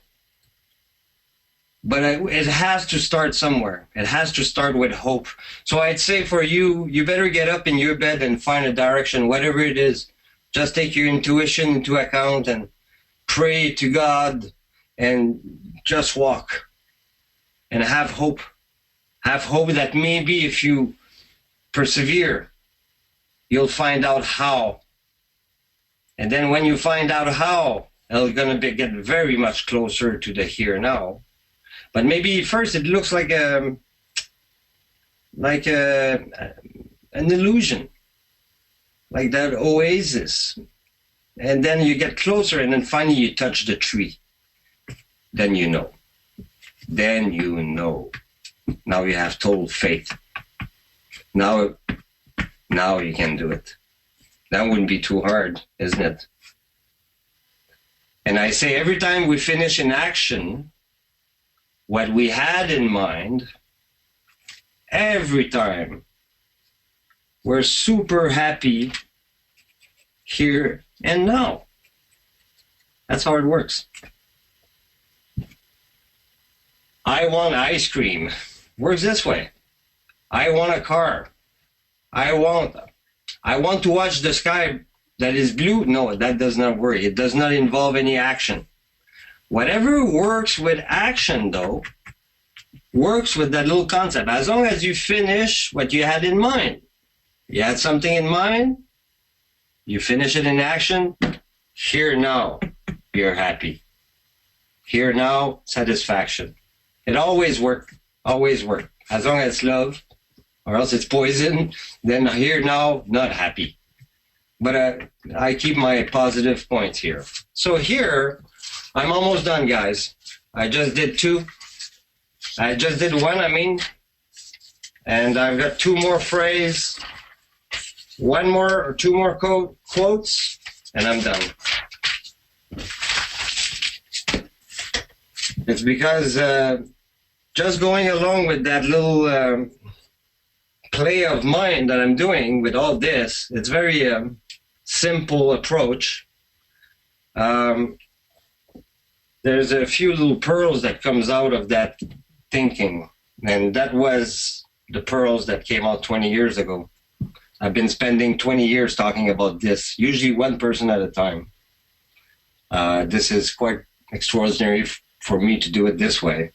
I hope you guys enjoy it so far. I didn't mean to bore anybody, and neither to disrupt belief system. This is only one way of explaining it in a very simple fashion that actually can bring clear ways of explaining it and implementing it too. So anyway, here I would like to bring, what is it here? I wanted something for my physical body. It could be some good water, good food, good something physical. Here, my question would be, what is it that I can want from my mind that would make me feel good? Actually, I can say that I've been doing it for a few years, and it makes me feel good. I want knowledge. And actually, I remember I was a kid, and I was saying it, I must have been 5, 6 years old. I keep repeating that to people, and it was kind of odd. But I said I wanted to be wise. I was hoping to be wise. And I think it's very the best thing you can want for your mind. It's to be knowledgeable and to be wise. But maybe there's a remarkable experience that happened once in a while called enlightenment or the Holy Spirit, depending of philosophy or religion. But there's something that happened with the mind that has an extraordinary effect that's been described throughout history. And so I'm kind of curious now. Can I try it? Let me try it. I want enlightenment. Why? Is it love? Is it love to want your mind to be totally pure and bright and shining and all-knowing and happy and hugging trees and loving birds and just being connected one with the universe? Is there anything wrong with that? I don't think so. Not too many people, though. There's a lot of scientific mind that boo-boo what is called spirituality. And there's a beautiful experience in spirituality that is called enlightenment. And I'm not talking about necessarily the Christian approach, which is, I think, every religion on earth are like little rays pointing at the sun.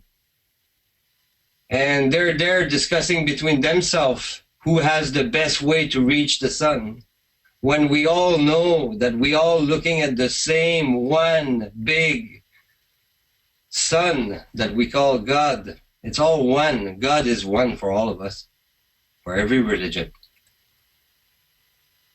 So my opinion is that is it possible that in all these religion and philosophies they're hiding some secret about ways of provoking an experience called enlightenment, enlightening the mind?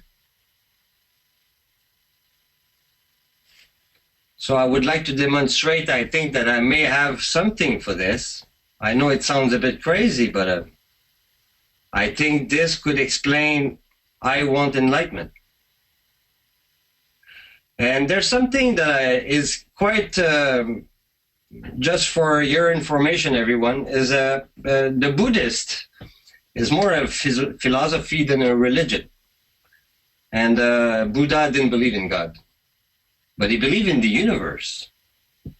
And he believed in the beauty and the immensity and the infinite universe.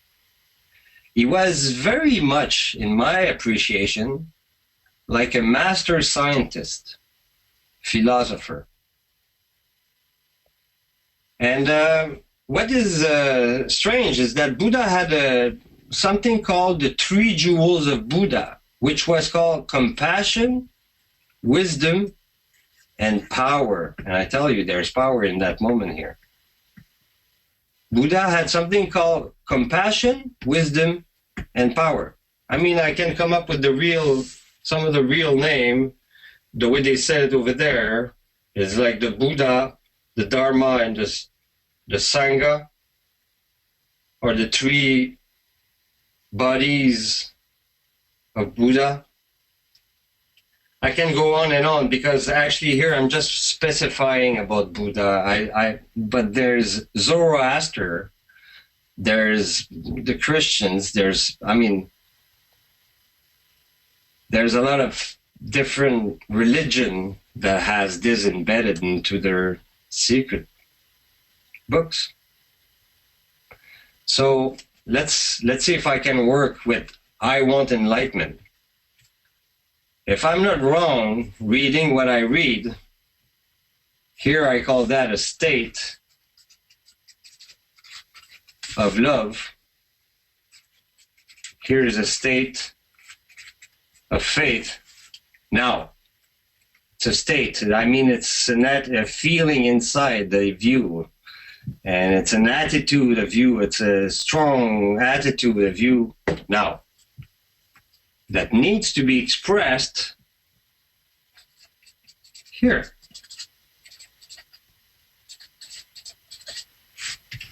And here.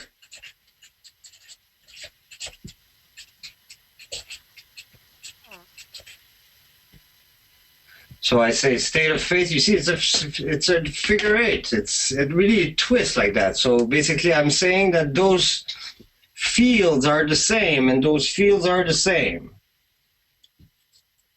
So if I'm not wrong, I want enlightenment. There's nothing wrong with it.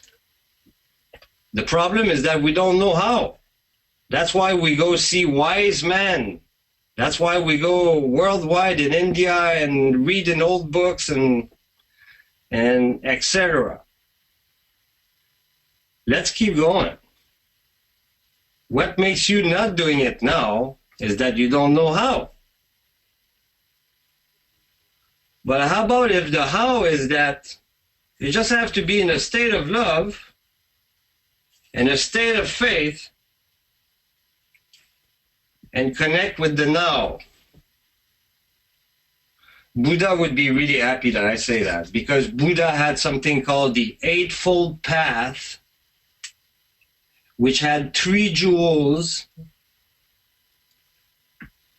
and I think that it would somehow explain a lot of what they call what is enlightenment. And it happened quite fast. It doesn't take you that long. Just a few seconds. You just have to be in a state of peace. You just watch the birds and you're feeling it. You're really happy. And then nobody's going to disrupt you. There's nothing around to disrupt you at all, like somebody shaking you just to scare you away. You're in a state of perfect relaxation and love. The key is to think of the moment. Think of the moment, here, now. And I say, boom, something's going to happen. This happened to some of my friends. I told them the story, and then something happened to them. That was quite remarkable. The bounce of joy. Nothing wrong happened, but the bounce of joy for some time too. And I was quite surprised. What did I touch, I thought. So anyway, with this, I went to see the Buddhists in India. And I had tried to have a very deep discussion with them. And I had a very deep discussion with the Tibetan Buddhists. And I had some very deep discussion with theologians and Christians too. Because my point does not touch only Buddha. It touches basically everybody. Every religion, I think. But it's because I kind of assume little words that are very simple. Maybe I got an approach there that can resolve some of these mysteries. They didn't know how it was working. I think that's it. But here I would like to finish my point, because that was for the body, that was for the mind. And finally, my last point is, what do I want from my heart? And this is very hard, because the heart usually is given. So here I said, what do you want for your heart? Is for you or for something else?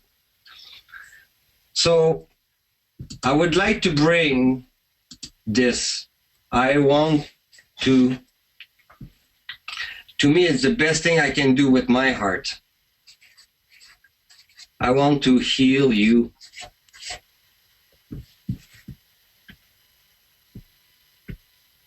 This is the best. Or I want to teach you.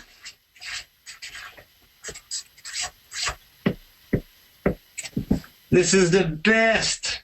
You see, this one's taking care of your body. This one's taking care of your heart, your mind. I want to love you. There's no higher thought than this one. It's unmistakable. When somebody does it by you, you cannot miss it. It's impossible. Everybody has shivers. My life has been transformed. It could be a teacher. It could be a friend. It could be a bum in the street. And he'll be the one to give you that lesson.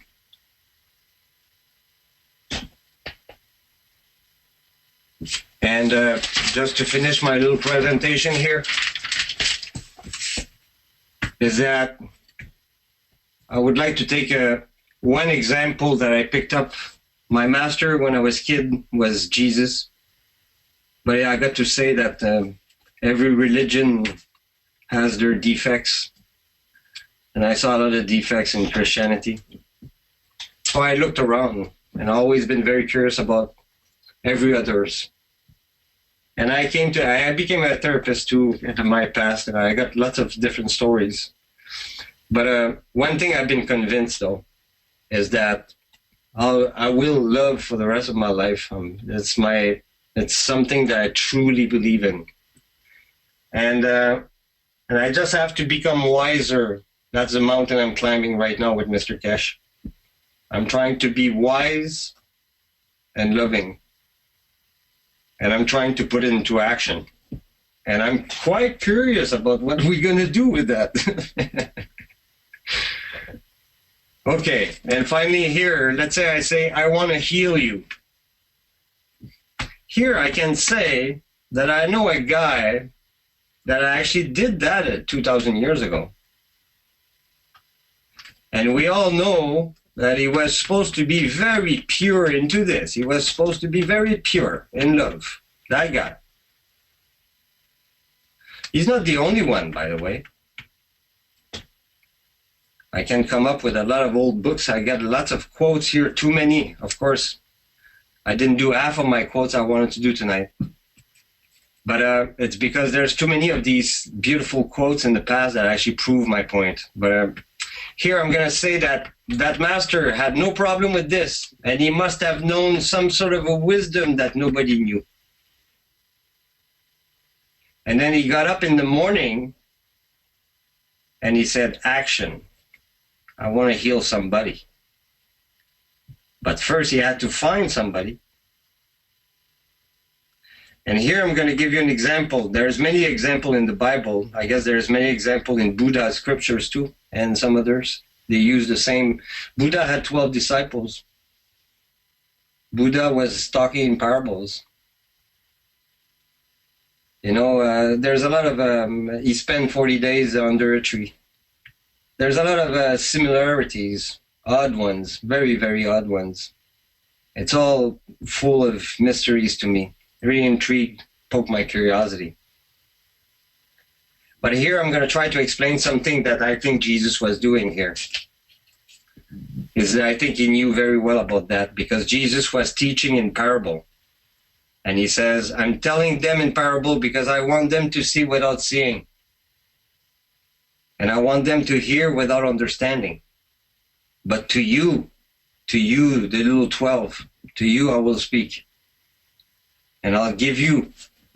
And you know, in the Bible, for the one who knows the Bible, there's many parables. But funny enough, there's only one parable that is explained. All the other ones are not explained. All the other ones are kept, he tells it, but he doesn't explain it. But there's one that he did explain. And it's the parable of the sower. The guy that goes into his field to sow seeds. So, anyway, my appreciation of that parable is that would be the fence. That would be the negative part, which is in 3 different levels of intensity. And the good side, which he says, that was good dirt and 30, 60, or 100 times the amount of what was sown. I think it talks about this. I think that if you kind of read the explanation that he gave to the disciples, then he tells you, if you have love, you try to give love, but you got a liar in front of you. An ignorant, a misrepresentation of reality, or a very selfish, or very mean, very bad people. Maybe people living in Belgium, maybe. And that really don't want to do anything good for the earth. Maybe then we're fighting something, all of us. We're fighting ignorance, selfishness, and apathy. And we just need to push strong will, strong knowledge, and strong compassion. That, I think, is the parable of the sower to me. But let me finish my little presentation here with my last thought. I think Jesus had somehow a perfect state of love. I think he must have known something. He was doing it, whatever. And then he goes out. And then he finds, let's say, that guy that was on the bed, that paralyzed. And when the guy arrived by him, he says, what do you want from me? He says, I want to be healed. Good. It's love. I want to know first, though. Why do you need me again? Let's say the guy would have answered something like, last week, there's a couple kids here that stole my food. Can you and your disciple go and kick their ass? Oh, sorry about that. I think that, nope. that's not for love, but sorry, I'm going to have to keep walking here. You're not the one I'm looking for. So first he needs to know why. But Jesus didn't need to ask permission, though. He just said to the guy, says, get up, take your mat and go home. The guy actually repeated a few times. He says, what? He says, get up, take your mat and go home. So my opinion, here it's an opinion, is that if the guy had faith in him, meaning that he believed Jesus, or the guy, if he believed him, then he's forced to think, what, he's telling me that now I'm healed? That's what I'm telling you, yeah. I'm just telling you if you believe me. If you don't believe me, you're going to look at me and say, what, you're not supposed to give me some medication, or you're going to go in distrust? And you're going to be the other side of the scale there I was trying to explain. But let's say you're not the other side of the scale. You just trust. That's why I talk about very often, Dr. Elia knows about that. Sorry, I forgot to mention. Dr. Elia actually mentioned one of her quotes is that infinity loop is everywhere. And that's where I found it myself. I found my story there. And I really believe that Jesus healed. And every time he told them, he says, you know, he healed. It's because you had faith. That's why you healed. That's why you think of the here now. That's why it worked. It needed that in him. He needed him to have a state of love and a state of faith. And then he knew that he could make him do anything. And maybe have which I call a very extraordinary placebo effect, which is the effect of trust. Actually, doctors nowadays using this, and I've always been very puzzled. How come they use that all the time? They heal a bunch of people with no drugs whatsoever, but they cannot heal the very thing that they're trying to heal. They're not using the power of faith or the power of trust. It's a real power. It's a power, it's a scientific, knowledgeable. It's all based on knowledge. When you know, then you can trust. That's why, that's how it works. If you trust that it's going to work, it will. It's mind over matter. So I say, make sure your mind is strong and full of knowledge, and make sure your heart is full of love. And my wish is that you put it here now in action with me. We're going to change the world, people. And this is my presentation. Okay, thank you, Guy. Thank you very much, Guy. There is a lot of truth in what you said. And I saw some comments written. People came here to take physicality, that they can abuse it.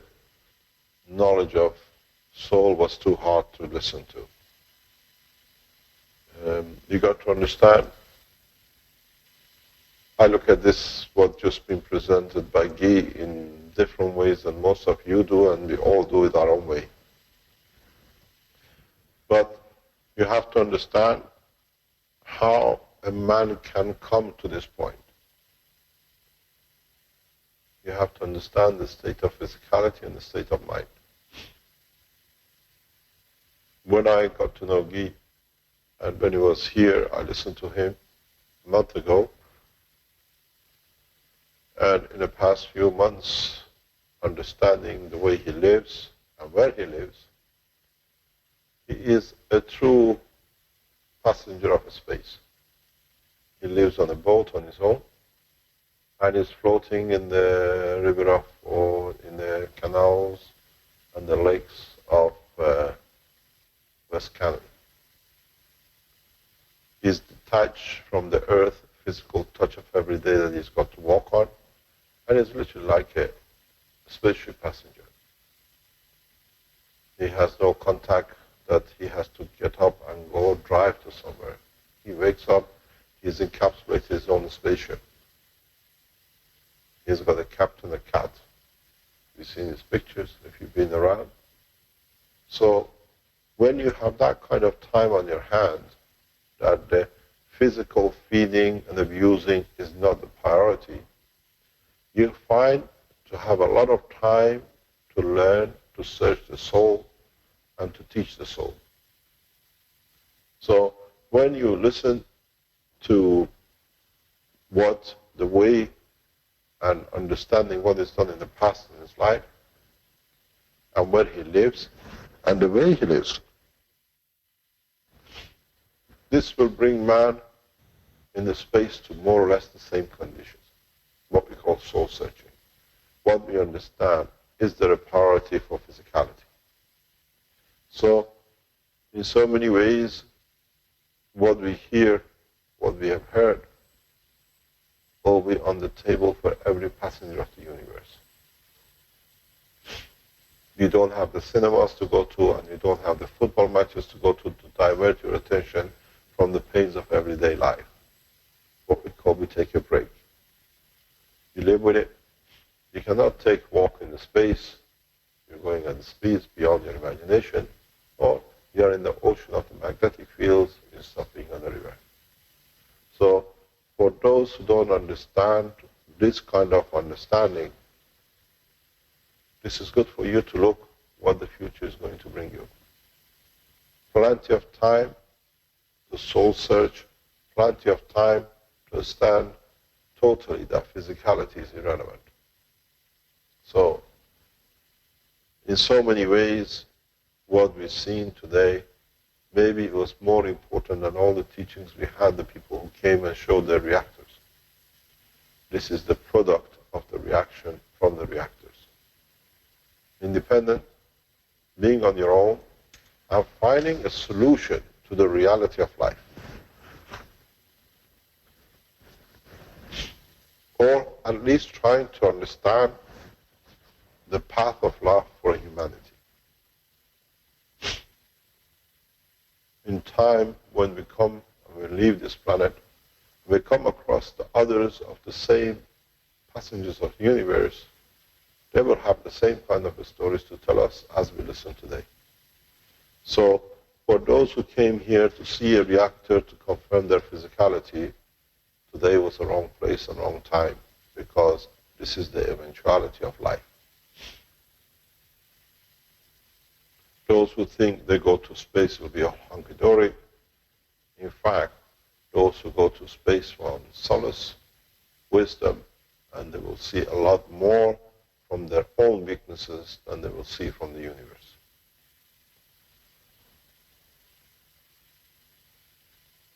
Maybe what I see in the background, what is written in the chat,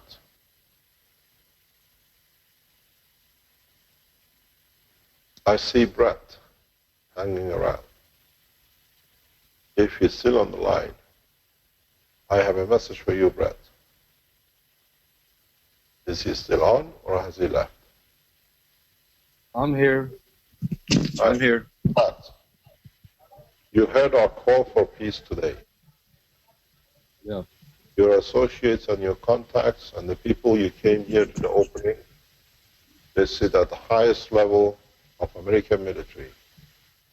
As a lot of you know, Colonel Hankey gave a speech at the opening of the institute here. My call to you in the contact with Mr.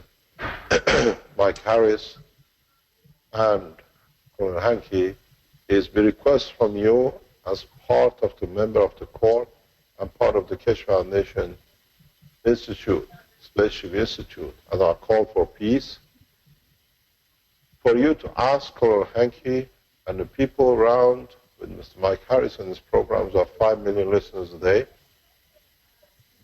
to call in. Are we there, or have we been disconnected? I hear you. Yeah, because the camera is on. Okay.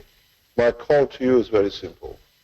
Ask Mr. Hankey to ask the American military the position and the contacts he has with the military and the programs you run with Mr. Mike Harris as a producer, to ask that the American military to stop firing on the 21st of every month for the next 3 months, exercises or enemy. Then maybe we take the first steps towards peace. More bullets fired out of American guns every day than any other nation on this planet. They see themselves as peacemakers, but they are the causes of the war. So my request to you, when you manage Mike Harris program today for veterans of American war, ask them one question. Do we need veterans when we have peace? So if you can ask Colonel Hankey through the American and through the programs you run, we ask the Americans for the first move on peace. No firing of a single bullet 21st of June for the first time. Exercise or in open, and let them be open to everybody else. Do you think they can do that? I will tell Hanky and Gordon and Mike, no problem. Thank you very much indeed. Because if we can stop the Americans firing, half of the world peace will be there. It will be very hard for one day, but sooner or later, it depends on the Americans to build the pressure on the government that 21st of June is no firing day. It's the beginning of physical peace. I would request the same from my government and the Syrian government through our contact. And we see the ones who are there to make move that day, they shall not be firing to either.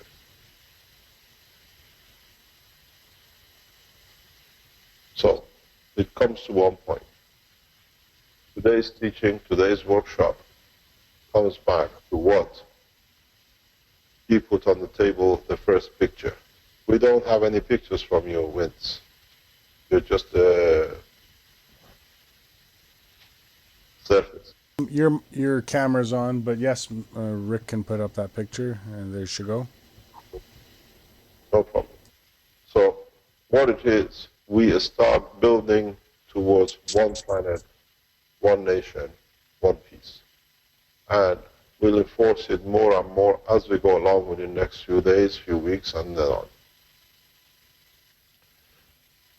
The reality is, maybe we have to spearhead this ourselves by opening what I call peace at spaceshipinstitute.com for people who want to come in and concentrate on work. And in the live stream, we open a line for people who would like to participate and come up with different ideas to bring the benefit of the peace to mankind through the new technology.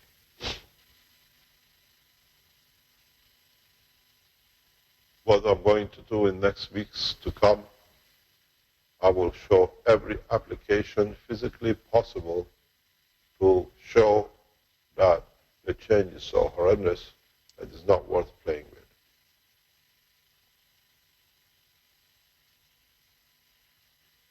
It is very easy to get carried away, but as he said, I have the faith, I have the knowledge, and I can enforce peace.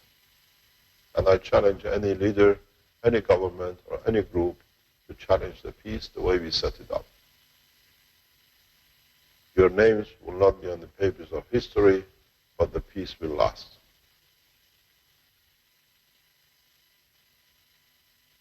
We ask you one question. Ask your government to start firing, even for practice, 21st of June. 1st of May, we start work for respect for our workforce. From now on, 21st of June, 21st of July, 21st of August, we stop firing even today for one day. and then we'll see the peace dividend. Next week, if the condition is right, I will unravel the first signs of peace. Interesting is, I give you a choice. You're all scientists, you're well versed in the world of science. And we show the power. What I want you to do, go around, talk to your military, and amongst the different nations, choose one satellite, which at the moment is operating in the sky. I choose the date, I choose the time, and I'll silence the satellite. We don't want civilian, we want military. And if they don't give us a choice, and you cannot choose, we choose ourselves. But when I choose, I don't choose the weakest. I choose the most powerful chain of satellites needed to enforce peace. So, look into the skies, go deep into the knowledge on the internet. You choose the satellite, and I choose at the time of annihilation. Military satellites serve nothing but war, so there is no need for them. If they do not get silenced or be used for other applications to support human life, they're better not to be there. We do not threat. Openly choose Chinese, choose American, choose Russian, and even if you like, choose one of each that will be equally served at the same time. We have shown how we can and we have brought in a specific position, a specific time, small reactor with a high power and energy down. I don't think it'll be much problem for a satellite. And interesting enough, if you want, you can join us in this process. Complete as many star formation reactors in the running condition. And as we did with the German, Canadian, and Italian, which was the Keshe Foundation Center, we chose the time and the point. We collectively, in one of the workshops, choose the satellites which will be gifted to us by the nation to test, to bring down, we'll do it. The beauty with this technology will be that we put the satellite out of the reach of re-entry, so there shall be no harm. So your governments have several choices. Choose a satellite. Secondly, you lot build the systems.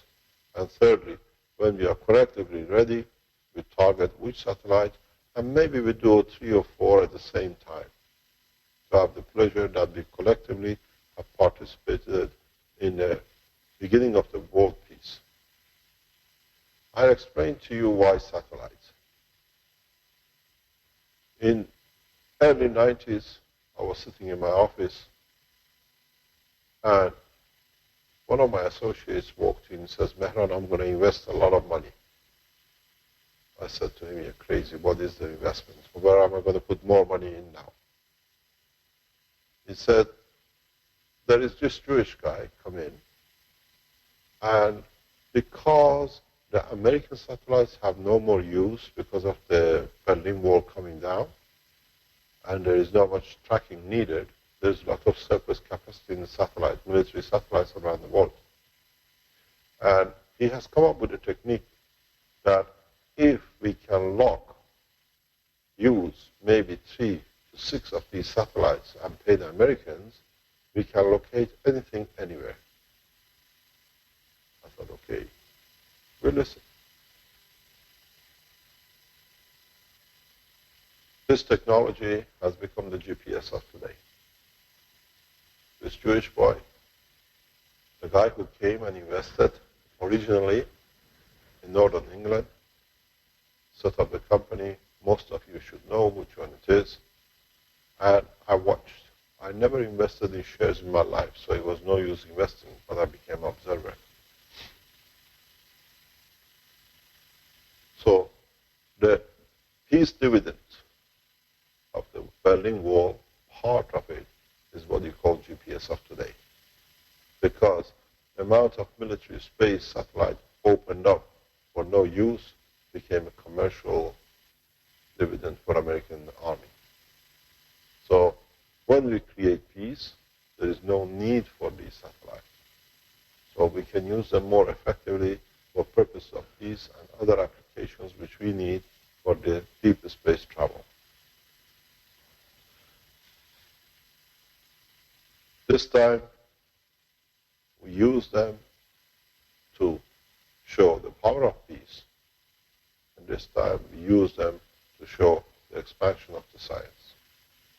So if you are busy building reactors, star formations, build them as fast as you can, that we are ready collectively to explain one thing to our governments and world leaders.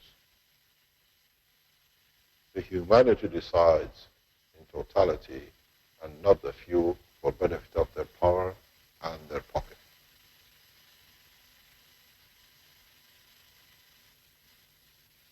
As I told you, and I've said that so many times, the suit of the scientist is 15 years old. I know where to go, how to look, and where it is to be used and to look for. So if we collectively use different means of creating, then our will decide the future of humanity, not a few which sit in the palaces of crime. So produce as many gases as you like, find yourself as many coconut shells as you like, fill them in with the guns, and I'll tell you how we'll enforce peace in the coming time. As I said, we will enforce peace, but through the knowledge that the peace dividend will be beautiful, not for us, but our children, and for humanity. So, Brad, you're the flag bearers of your nation. You've been with us, with Colonel Hankey, and other high-ranking American military. So now, that's why you've been chosen. You are the path to the peace through the American military. So it's very easy. Go tonight when you go on Mike Harris' show and tell them this is what we are asking. Silencing the gun. American guns for 1 day across the world, not in wars, not even in exercise. Because when you exercise it, you have to use it. So at least there's a point of beginning. I will send the same request to my government, and I hope the Iranian eminent leader, Ayatollah Khamenei, will respond, because his decision is sacrosanct and above everything else in Iran. And then we most probably receive response from the head of the Sepah of Iran in respect to the situation in Syria. And the peace will go ahead.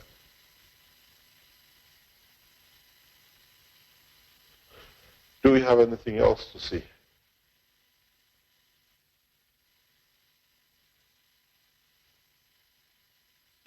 I don't have anything immediately set up here. Is there anybody who would like to present something that's in the chat? Can I ask what happened at the end with our director of the Sears long presentation of last week? Searle is the word I think you need there. Yeah, we've been in communication. Pardon? We have been in communication. Did you check your email, Mr. Keshe? Yes, I've seen it, but it doesn't make sense to me. Okay. Maybe we can get Do a we know what? talk Is he after. today? Is he online that he can come on? I don't see him in the chat. No, I don't see him in the attendees list. As you know, people from Sears, they came online last week as the director said, and it has turned up that is still in a rehab center, and they cannot make any decision until he's out, that out of respect for him. So we have to wait that he gives his blessing to his company, and they can enter by the look of it, they're too busy doing too many things. There's also one more point in that email that I did see, which was that the owner of the company is in the hospital. Yeah, that's what I just said, yeah. Okay. Sorry, I didn't hear that. He has a problem with his breathing channel or whatever. This is a problem with a lot of scientists, if you don't know. A lot of scientists have a double passage breathing site. How it is, we do not know, but a number of world scientists have this. And it's very abnormal to see it in the ordinary people. But it shows itself in a different way. It's like a small lung appears in the passage of the breathing. What it is, I hope it's not that, or maybe it is because it's such an eminent scientist. What it does is that when you have your breathing channel from your nose, somewhere in the side, there is a sac. Somehow, and then this is your lung. Somehow, a lot of scientists or highly intelligent people has been found to carry this. What it does is that absorbs different kind of energy at a higher strength, we do not know, but we know a large number of highly intelligent, emotional people carry this sac, and I think this is his problem.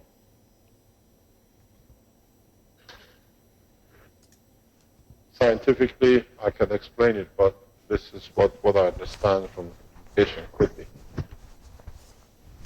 Okay, the question, Mr. Keshe, as we had a beautiful written speech for world peace, I never write anything. People here can tell you there was nothing written.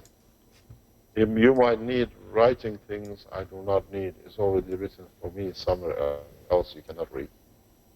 Mr. Keshe, as we had, by the way, if you've never seen, my desk is very clean. I usually come in with the papers and I just write. I don't bring notes or teachings with me because the teachings of the universe is in my head and in my soul, not on the piece of paper. And this is the type of paper I always bring and I take with me. And if you want to see it, this is the note of today, what I wanted to tell you, while I was listening to Guy. So, this is Mr. Keshe. As we had a beautiful written speech, that's your problem for world peace. Do you also have written words which I or we can send to our governments, military, and media organization? Or should we, each of us, write down in our own words and deliver it to different decision makers? No problem.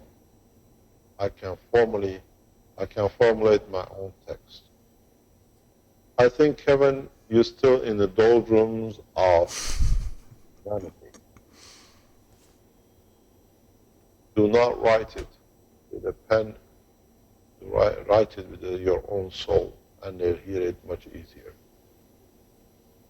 If you need to do it, write it and send it and give it. But when you give it with your soul. You will receive the answer, not necessarily in writing. So it's very easy. Do what you like. Post it, as we said, on the live stream online, which will be opened by WINS, that you can collectively start the process of world peace as Keshe Foundation Spaceship Institute. Then the others can come, the others can be inspired.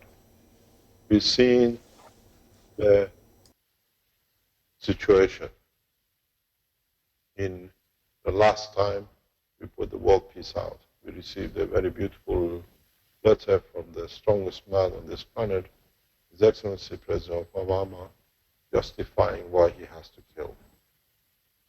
And I responded in time. The people around me asked me to respond immediately. I said, no, I take my time. He jumped the gun too fast.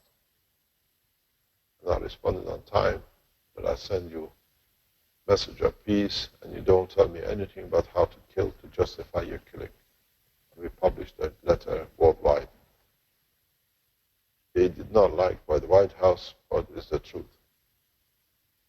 Actually, I think the White House has a wrong name. It's got to be called the Red House.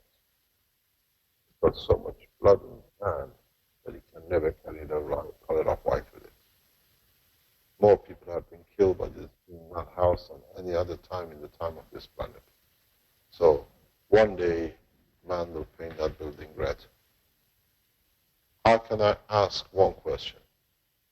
In the star formation, when moving the small reactors to the edge of the plate, does this have to be done all at once with the 3 small reactors? Or will this cause the destruction of the free plasma? No, we have tested this, we can confirm it. Even when you shut your reactor down for repair, the magnetic gravitational field connection stays.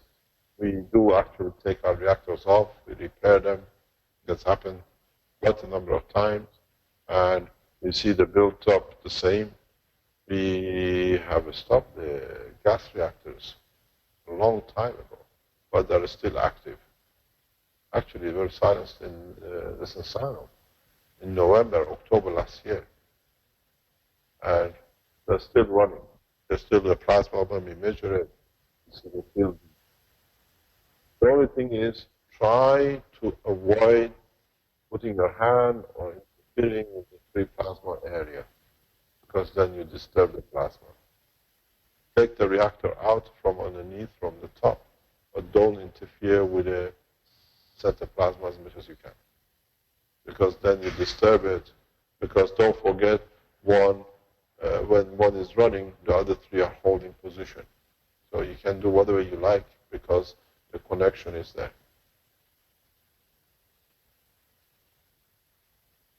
What do you think about the 5+1 negotiations?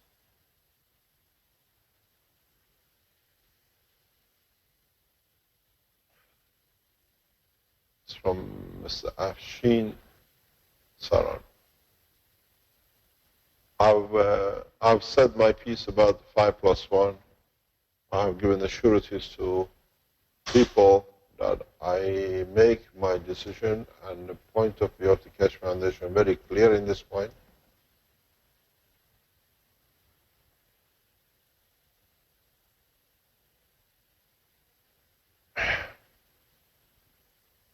Five plus one negotiations is to the benefit of both humanity and Iran and the 5. It's a disadvantage to 1, and that's Germany. I will explain this very heavily. We know internally, and with the information I even received last night, that as Germany has invested heavily in the nuclear reactors as SCK, now SCK, with the help of the Germans, and again with the hands of the Belgian police, have cut one of my reactors open to prove that I carry nuclear material, and they couldn't find anything. Now they've taken a new action. And we've seen the pictures of this cut system proving that I use nuclear. Again, it's the same Mr. Hans Brackenier who's trying to prove that I use nuclear material. The reactor has been cut into halves, and they have found nothing, so they start threatening others, trying to find something else. So I don't think Germany should be part of the 1, because they're instigator of, I think, another round of problems through different backdoors. On the other hand, we've made our point very clear about 5+1. I initiated, I built the support and the first level confidence in Americans that Iran can be negotiated with for a peaceful means, and we have seen where we are. We have received everything we asked for, and we have given very little. I don't call this negotiation. I call this a dictatorship by the people who are in power, and they are correct, and that's been Iran. Every point Iran has put in has received, and the only thing we have given is what has been the ethos of the Keshe Foundation. We share our knowledge of the advanced nuclear technology.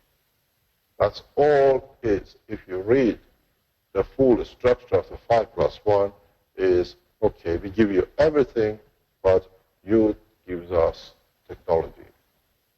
Iran is sharing technology, in fact, to be able to get sanctions down. This is what I call highway robbery, hijacking, what I call mafia-style workshop with 5+1. That's all they've done with Iran. I opened the agreement. I'll read it for you.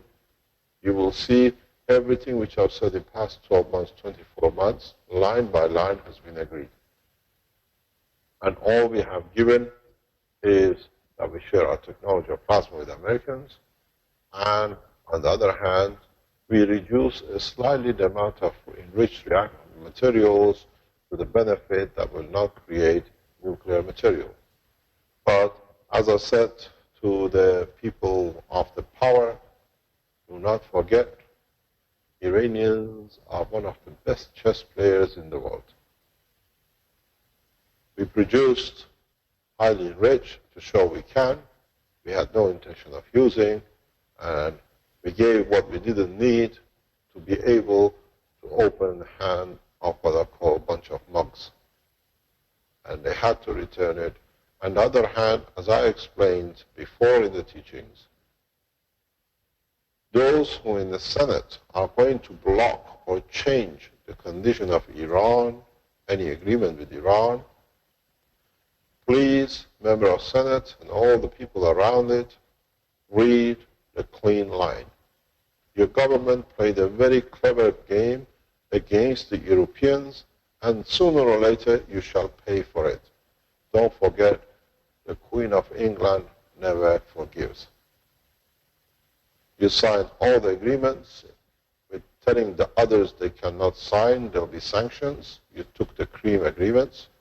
You took all the agreements with Boeing that nothing will be signed with European Airbus. You took all the reactor technology developments that the Europeans don't take anything. You signed all the plasma technologies to the Americans that the Europeans and the rest won't take anything. While they are on the fear of sanctions, you signed all the agreements on the cover that it's just paperwork to sign. But now my call goes to the American Senate. Once the agreement comes into effect, between 5 to 10 million jobs will be created in the United States immediately. I want to know which senator in America can block 10 million jobs. And don't forget, one bad thing. Most of these contracts are military-based. So either way, you will lose, but at least you create a number of jobs which, at this moment of time, no American senator can say no to. And this is what the other side in the Senate and in the lower house never understood. That's where you're going to be taken for a very good ride by a very clever man called His Excellency President Obama. He will show his card when you go to the Senate to block. Can American government and people lose 10 million jobs? Or we go along with it and we guarantee nothing will happen. But don't forget, from the beginning, nothing was going to happen. So in any case, it's a win-win situation for Iran, and for Iran in every way you look. And this is what we set out to achieve. And I thank the Iranian authorities in their openness, and it paid off the way we planned it. As I said at the beginning of the discussions, we come up with a full transparency, and the full transparency helped us to get through this mess. It was not done out of our condition, it was forced on us, and we are out of it in a very beautiful way. The only thing we lost, which I salute their souls, is life of a number of my colleagues in Iran as nuclear physicists.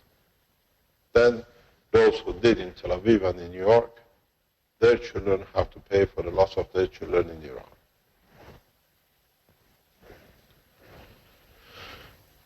Question. The sinking reactor sunk because the whole encased upturned star formation was rotated. Does it also mean that we would achieve lift if the upright star formation was rotated in one way or the other of the direction of the free plasma?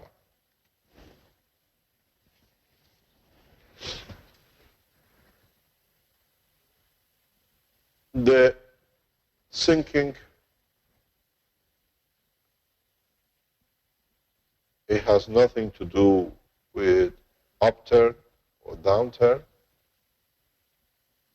It's to do with creation of the gravity in the center of the free plasma. You can turn, you revolve, you rotate, as you've seen with a lot of fighter planes, or with a lot of planes, you can do loops. In time, you will do loops with the spacecrafts too.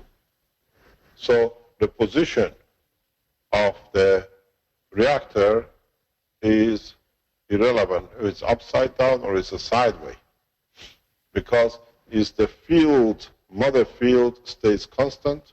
So if you increase or decrease the gravitational field or magnetical field, it decides if you sink or swim in respect to the center of gravitational position of the center of the Earth.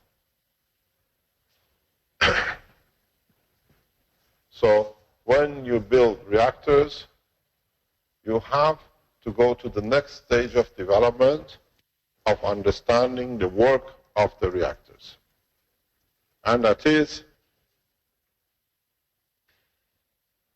how, now that you built, you're learning, is how to control the gravitational and the magnetical fields of your formation. Because if you increase the gravity, you'll come close. If you increase your gravitational, the field forces will be repelled by the field forces of the Earth, pushes you up. But one thing you have to remember, in the process of testing, if you have built a system to fit in a frame, doesn't matter about the shape of the frame, you have to be able to create a zone that matter state of amino acid for human being at a given strength can be honored and be kept. Because if you cannot do this, and your star formation reactor builds up energy, gravitational magnetic field, maglev strength, which is beyond this, you might have a craft, but you will not have any life. So when you consider in sinking or swimming, you have to consider a constant field environment for the passengers before you do anything. We have a device. I have tested a number of these devices, and if you remember, I said if you add it to a boat, submarine, the size is less than a cricket ball. If you don't know cricket ball, it's like a tennis ball. You can add on the body structure of a present submarine, increase the mass. All you're going to do, a little cricket ball will pull the whole submarine down. And you can position it and lock it. Marco has tried it. He hasn't achieved it yet. We have a submarine unit.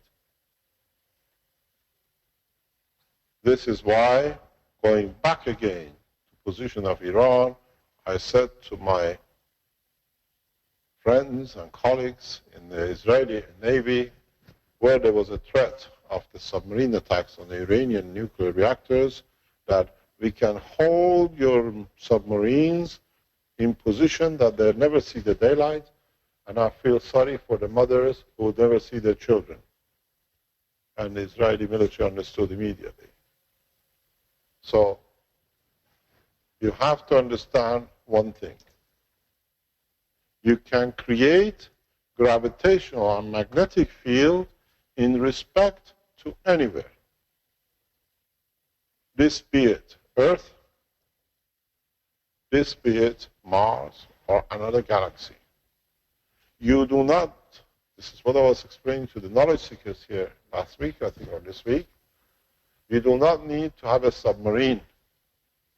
Your old Beetle car, the Volkswagen, or your Mini, once you add a system to it, is your flying machine.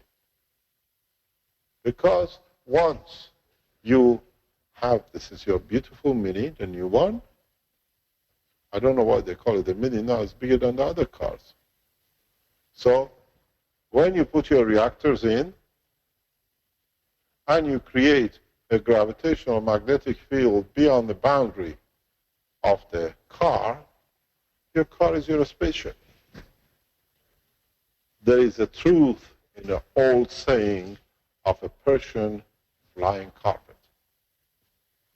You can actually fly a carpet. If you sit on the carpet and you create a gravitational magnetic field beyond the boundary of the carpet, where would you like it to be? You create gravitational magnetic field of Washington, the White House, front gate. Field strength today is that. You put it in your system, voila, you are. This is what I said for a long time. Now you start seeing it and soon you will do it. It's so simple that you can make it out of a ping pong ball. Ping pong balls, $1. CO2 kit, $1. Plenty of old broken cars in Africa, $10. $25 maximum. You get the same old car because it doesn't matter if it hasn't got a window or frame. If you've been to Africa, you know what I'm talking about. Doors don't exist. Windows never been heard of in sometimes, and you get into a taxi. So now the taxi has managed to build a $25 reactor system. Now you get the Africans going all the way through the boats and coming on the rivers and the seas, and we pick them up as refugees. Destination, New York, White House, and how many Africans would you like in Washington? Total cost, you can get as many people as is like in it.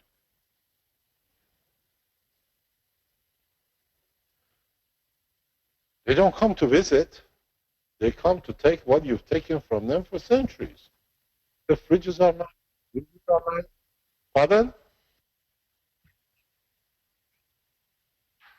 The what?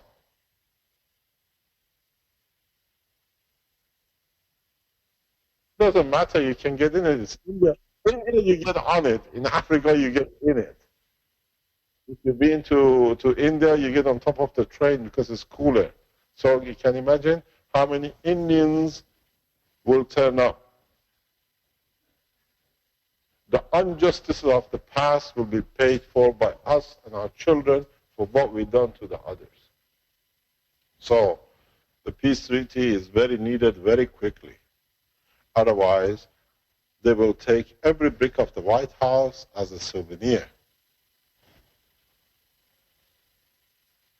You lot do not understand what is about to come. And it comes so fast that if the procedures are not set in order, Africans will have Rolls Royces and the Europeans will have Rolls Royces. But they all will live in peace because now they make for each other everything equal. You don't give what is mine, I will take it anyway. This is the law of Liverpool. Liverpool in England, the guys go, this is true, this is not a joke. They go to the shop and they say, how much is the suit? You say £200. The guy can't afford it, but he tested it, it looks perfect. He says, leave it behind the window, I take it tonight. Which means, you put your prices, I can't afford, I take it anyway. This is known as the law of Liverpool. So, you have to understand, we are about to enforce equality and peace on a justice basis.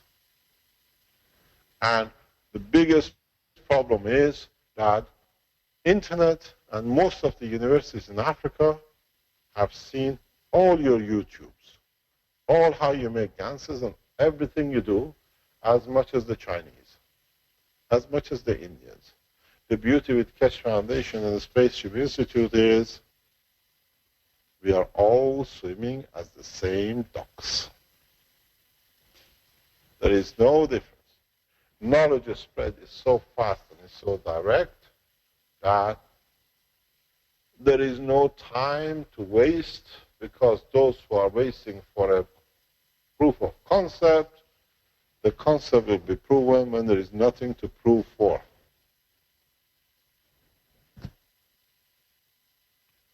I told you, and I give you a hint next week, next 2 weeks, 3 weeks, a lot of the knowledge seekers will end up in their own laboratory of their own heart to decide how they are going to achieve this. My American friends, if you do it the right way, you don't need to sleep in a hotel here down the road. You go home at night, enjoy your children, come to school the next day. Iranians have been doing it for 4 years, 5 years. Why not the Americans?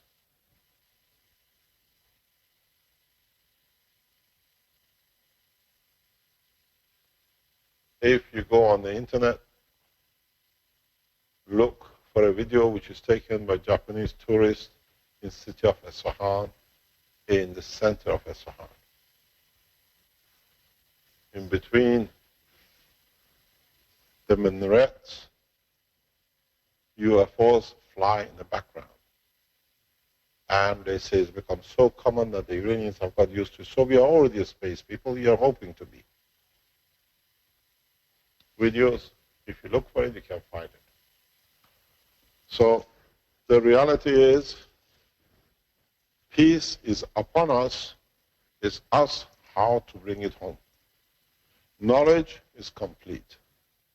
If I get assassinated tomorrow, all of you have enough to fly the day after if you listen to the knowledge of your soul and not the physicality of your pocket. As you know, we just inform you that the Belgium security services have started a secondary attack again in trying to assassinate me. But boys, you've got a long way coming. The team has been dispatched from Belgium to assassinate. So, this is the job of Italian securities to protect. The first guy who brought the poison could not do his job. So, now we come to another condition. You will and you have to understand the structure. In the past few months, you used reactors of different kind of loading, and you have not understood the totality of what you're doing.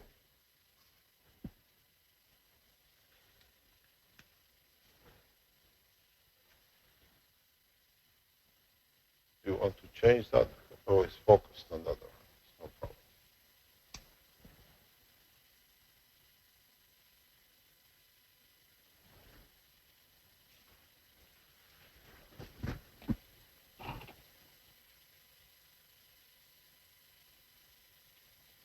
You loaded with copper oxide, with water. You created copper oxide with water.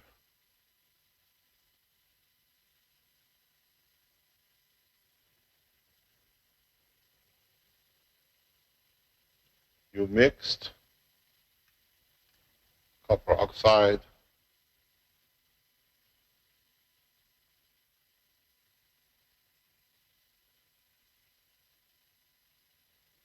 and then you mixed CO2.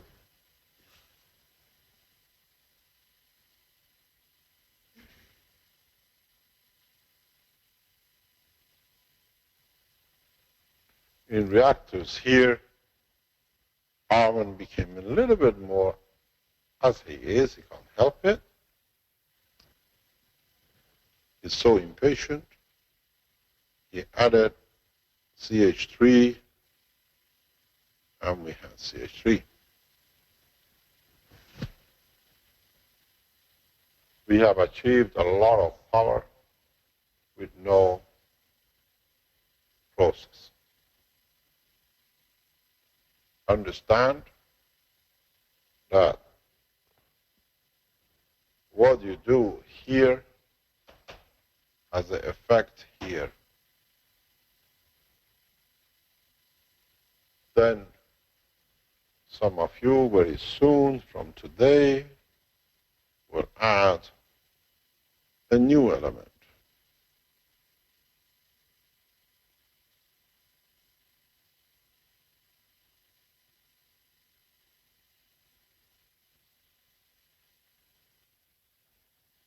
Fine. And some of you which go into the medical side will add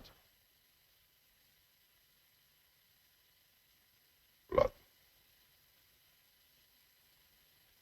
Then you have to understand the condition you create in your reactors creates environment in your free plasma, which is field is a negative and is a confirmation of what you have loaded.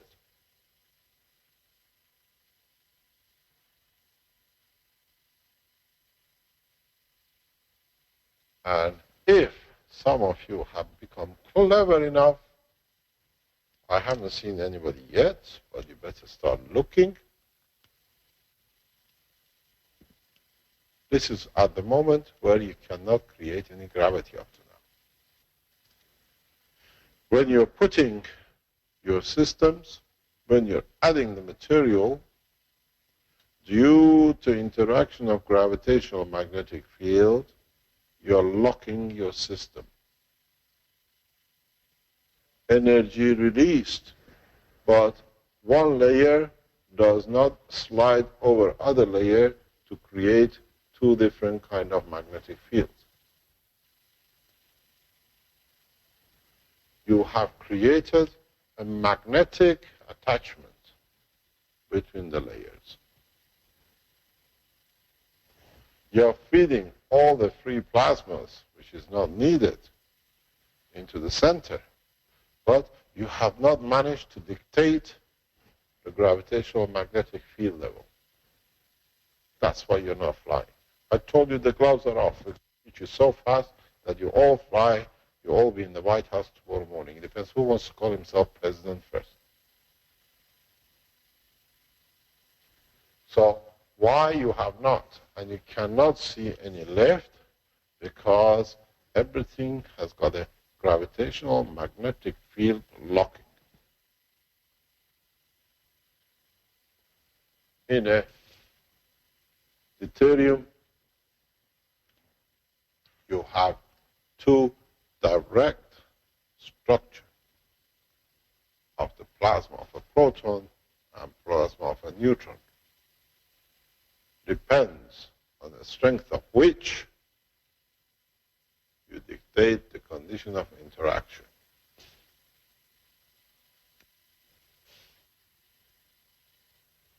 have to now start looking for physical interaction.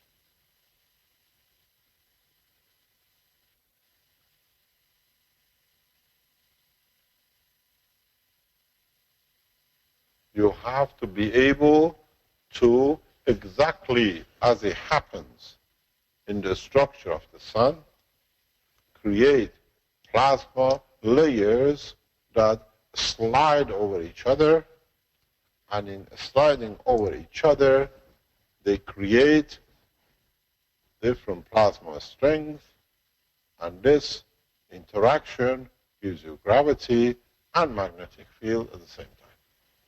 Don't forget you are using ganses, which are individual. So in each lever, you have millions and millions and millions and millions, which this is north, this is south, this is north, this is south, this interacts with this, but repels this. So this creates a magnetical, this creates the gravitation of the layer in respect to each other. The back door. And then you have the same structure here, and then you have in and outs, which now the totality of this field will interact with this, and the totality of this interact with this. So you create a huge, powerful gravitational magnetic field like the sun. If you understood the structure of the proton and neutron in the deuterium as I explained, then now you have one massive plasma to handle. You increase the center, you increase the gravity, you increase the external, you increase magnetic field. If you understood this, by next Thursday, at least one of you should be able to fly, to show us a flying system. This is what you have not managed to do.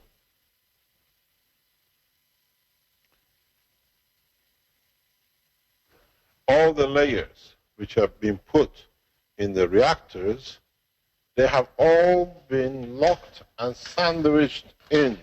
They're like this. You need to free them to slide. Find a gapping material.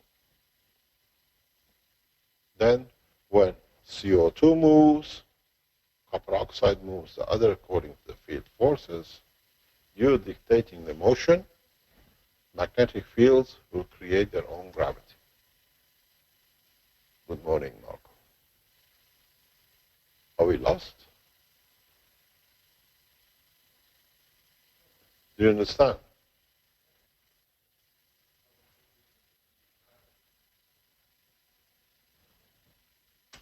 You got it in the lab. You pass it every day, at least 3-4 times.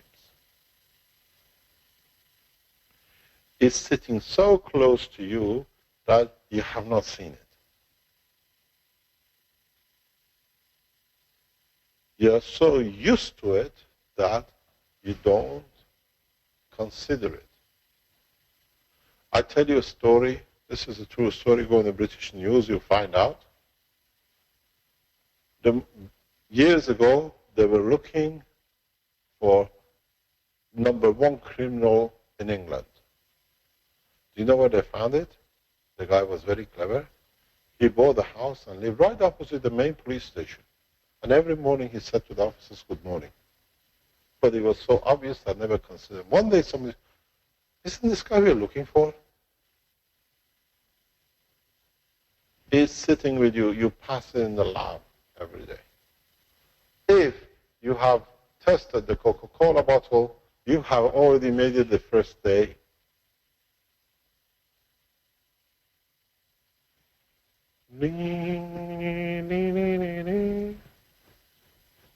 Does it ring a bell? Come here, I'll tell you in your ear.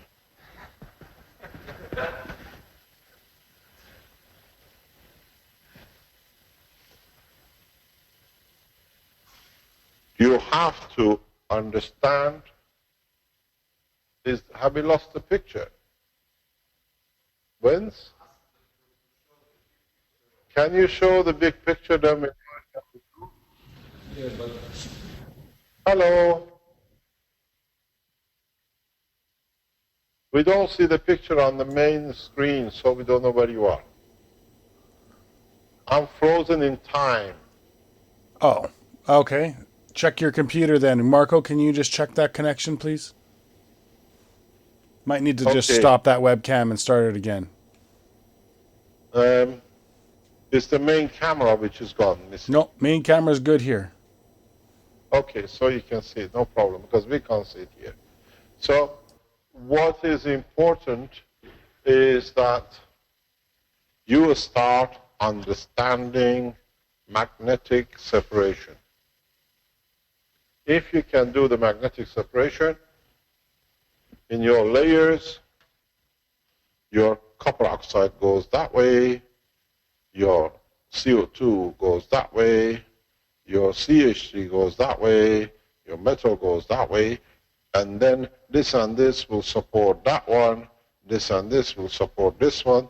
You build up a huge, huge gravitational magnetic field, and if you can put your finger in it, you will be sparkling with energy. This is one thing. Now we push to the next step. We need at least 10 flying objects by different Keshe Foundation supporters around the world by latest 15th of June. I will not support you, but I'll try to make it as much as possible, easy as possible to make one. And if you get magnetic plasma burn, I will send you the medicine of love for it. It will heal it very fast.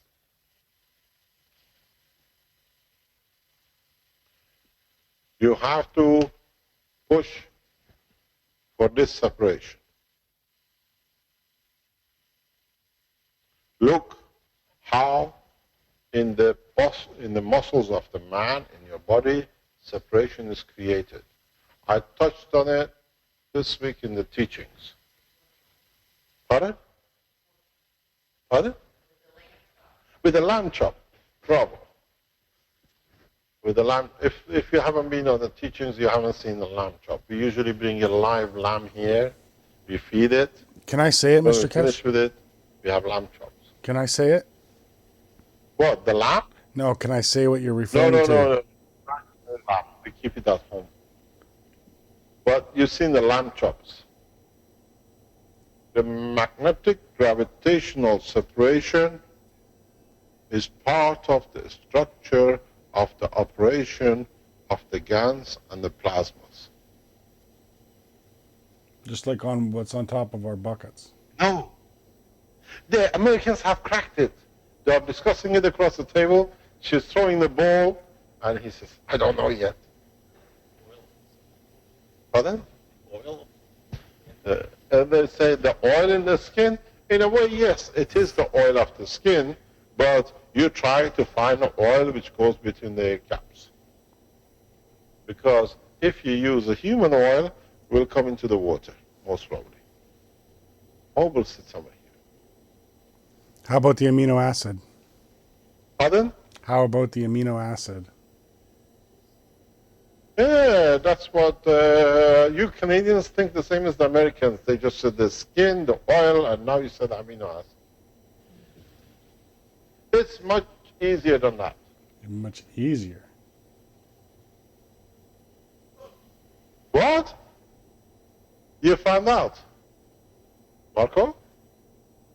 He's smiling, he's gone red, he's running around the classroom. Marco, please Yes, share. I'm laughing. I think he's playing baseball, all four corners, he's touching every point. Now he's landed, let's ask him the question. What was it? You found out? Not yet? No? Good. So, now, if you can achieve this, you have replicated the structure of the sun.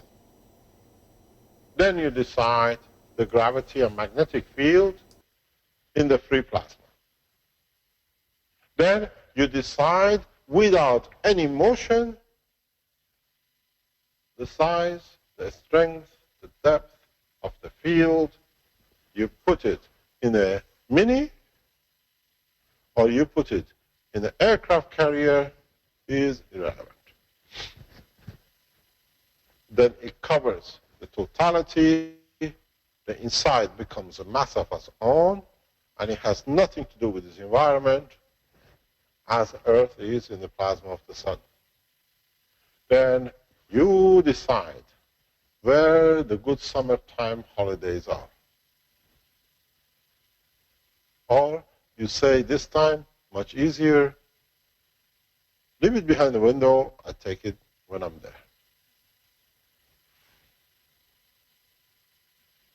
Now you understand a very harsh truth.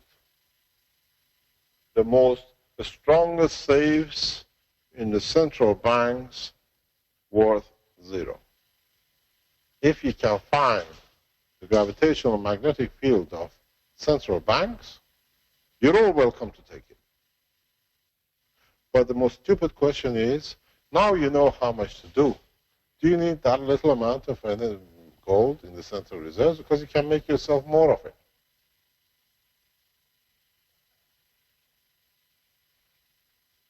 So there is no need to empty the central banks like in Holland and like in what do you call it? What they call spring uprising. In the next few weeks, I give you time. You have till August. After August, we make a different way. But a lot of you who've been very heavily involved in testing, if you understood this, you understand this, and I'm sure one of the first ones should be Rick. Rick is very much on the right track. He doesn't unravel, doesn't break up. And I tell you one thing, none of you need to be nuclear physicists, and you've got to be a very good kitchen housewife. Housewives will fly before the nuclear physicists and the astronauts because they work with it every day.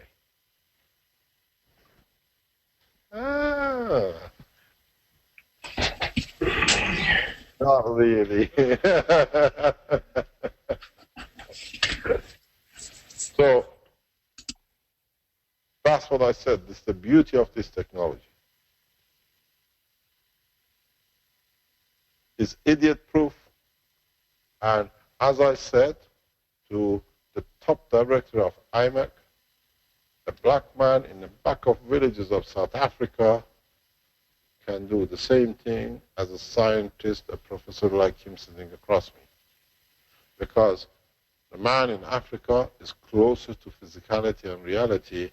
He lives in cuckoo land. Housewives will fly before their professor husbands.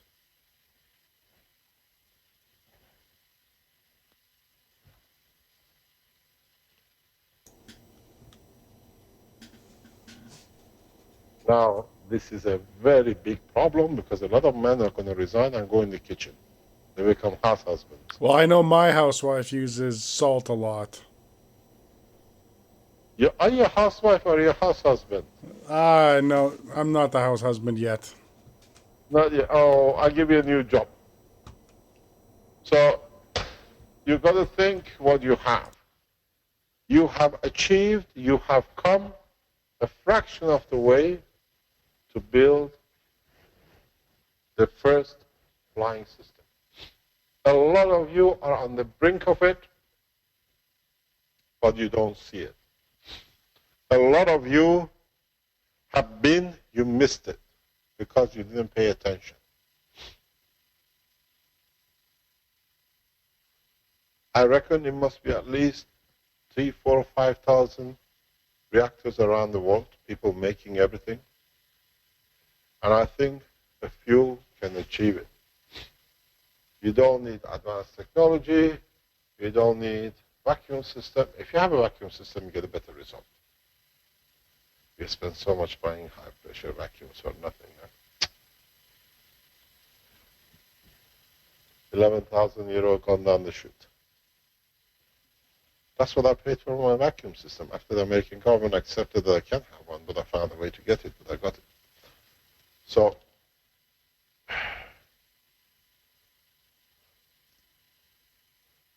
if I tell you the jokes I've been through, it makes you cry. So, next, let's say 45 days, no, actually 3 times I haven't been to school yet. You got to May, June, July. Next 120 days, is it definitely gone finished? Next 120 days, at least, minimum, 100 systems should be flying. And then, you understand, when I speak about the satellites, friends will do it for you without you doing a thing. That's what the friends are for.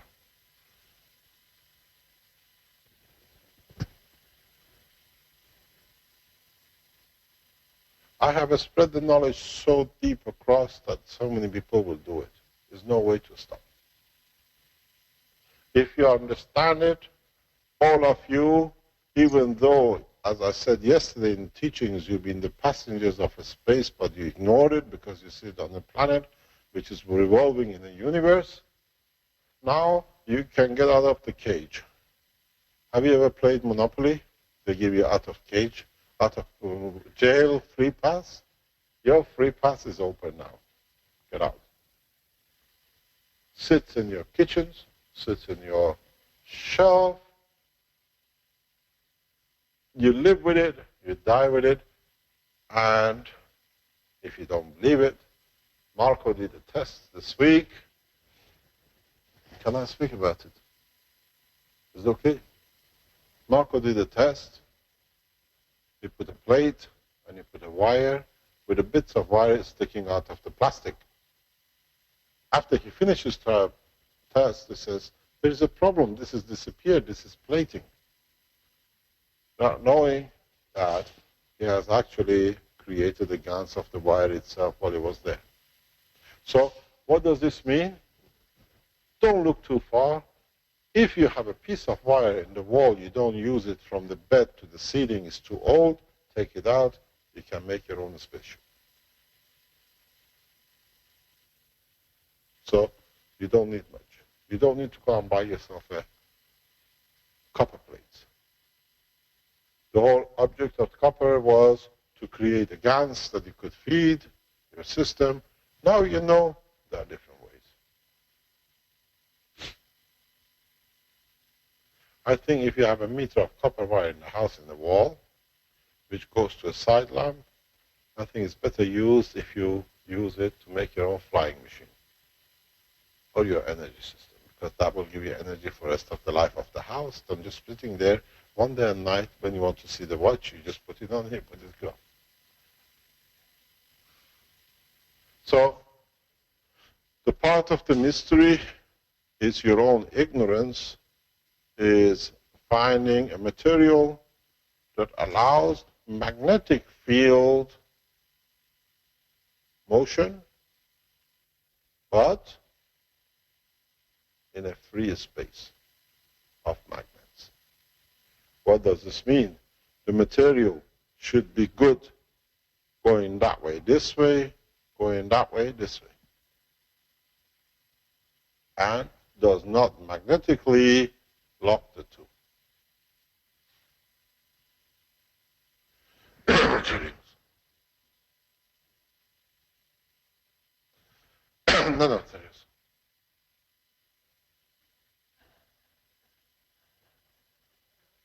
Have you got it yet? Materials. It's called nanomaterials. One of the ways. One of our friends in the test in past few months has shown us a very beautiful testing. It says, actually, the stupidity of it was the Japanese have done the same thing in Fukushima, but they couldn't see it. I had to explain to them. Now I explain to you because you've seen it here. You made the guns of zinc, copper oxide, whatever. Yeah? Then a clever guy who actually sits in the United States, Emmanuel, came out. If you add vinegar to this, gas dissolves, destroys the gas. But what I said to him and to the other ones which are following, look at the bottom of the pot. It's all black.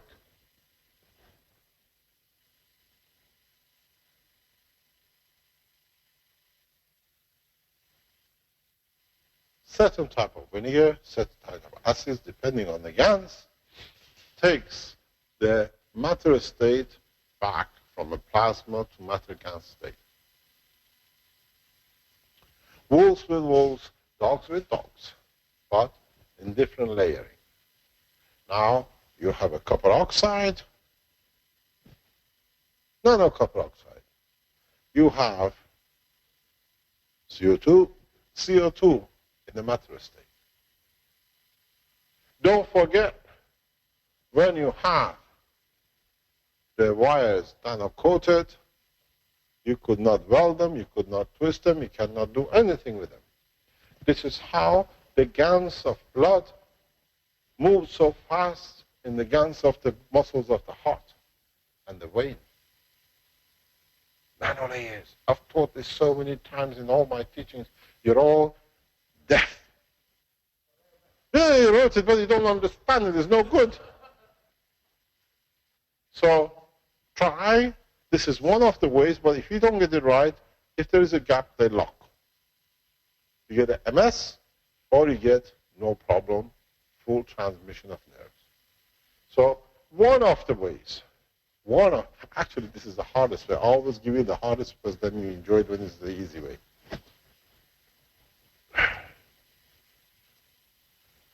What do? Get ready, put your clothes on. You're all invited for dinner at the White House and the Kremlin. Because if you know this, you choose where you're going to have your dinner. Because by the time they catch you, you can go to the other house. Go from Washington to New York, go back to Kremlin, and then go to Beijing for dinner. You can have starter in one, main course in the other, and dessert in the other, and none of them will ever know you've been there.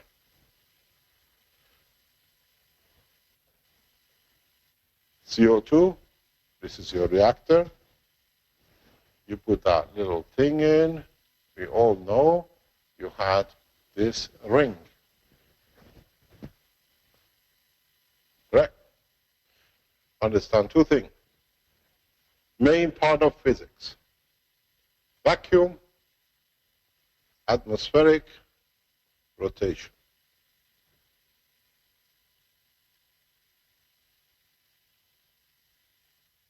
When you have atmospheric, the heavy sinks, the light goes up. When you have vacuum, the heavy goes up, the light goes to the center. And strange enough, is the same with centrifuge.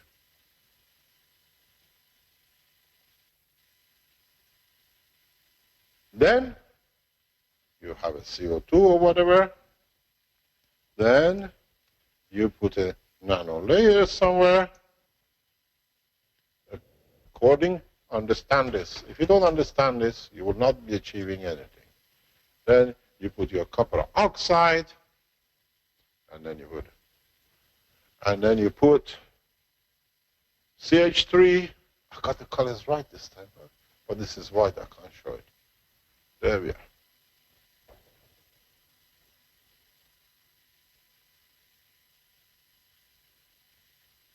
You understand?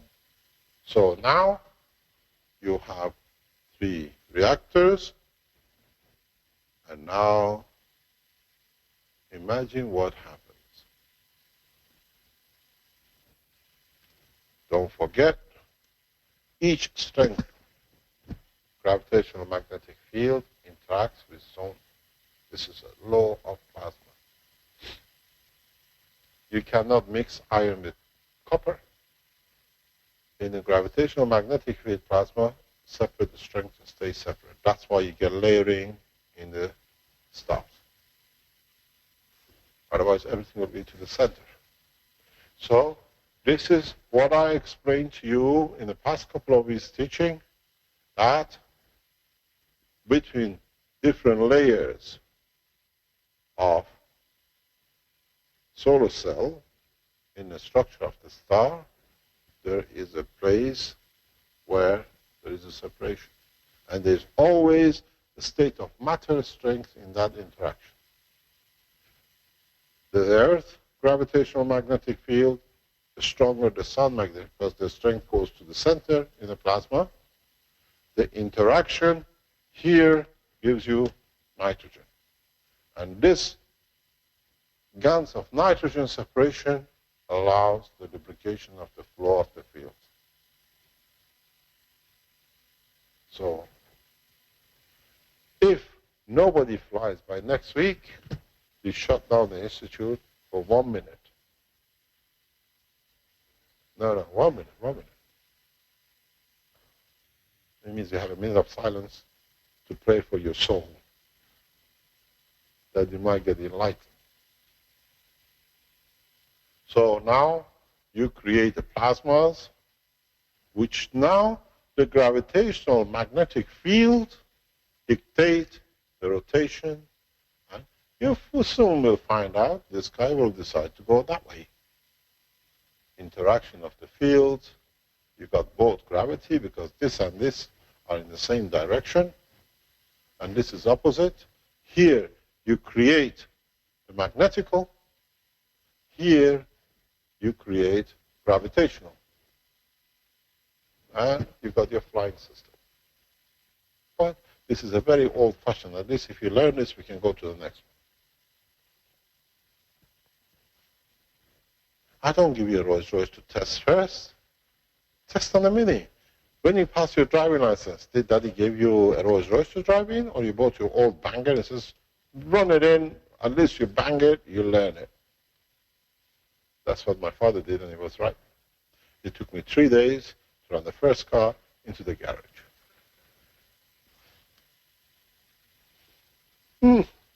Not very clever, but I did.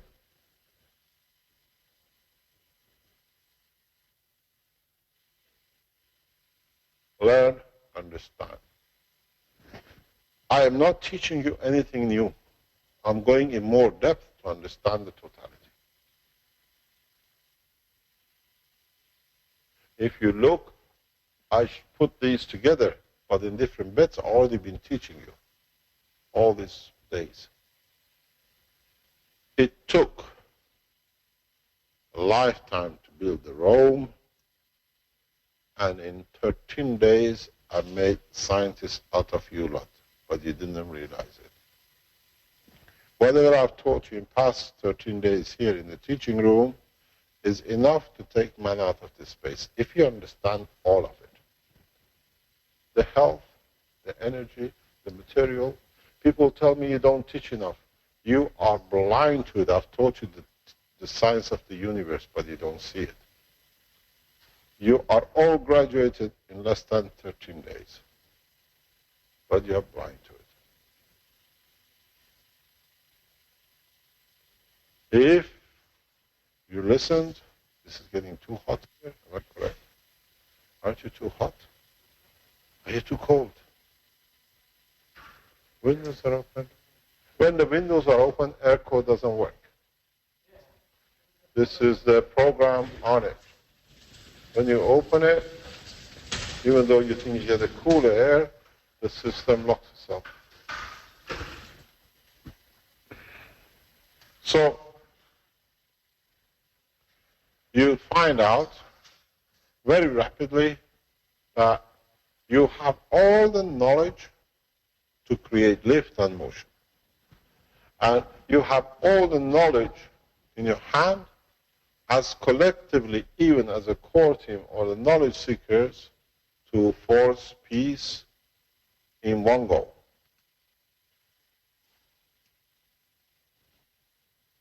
You'll be very amazed why we chose the satellites. The most advanced ships use military satellites for all their communication and position. The most advanced aircrafts do the same. When you take the control out, goodbye to the rest. You don't harm nobody on this planet, but you take the brain out. Dead man walking. You understand? As I keep to the ethos of the foundation, not one soul will be harmed by this technology.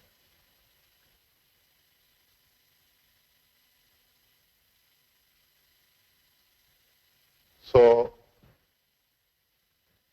Your Excellency President Obama, Your Excellency Mr. Putin, you have 120 days to start the process of world peace. Otherwise, we'll try it ourselves.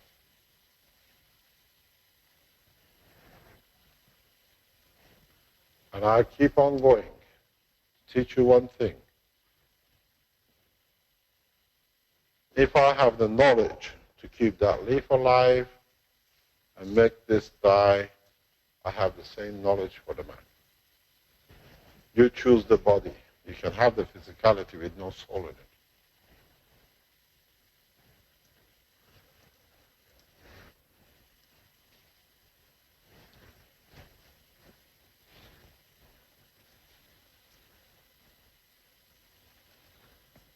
Peace starts from today, and very soon we'll enforce it through science and technology in the hand of every man that no man can abuse it.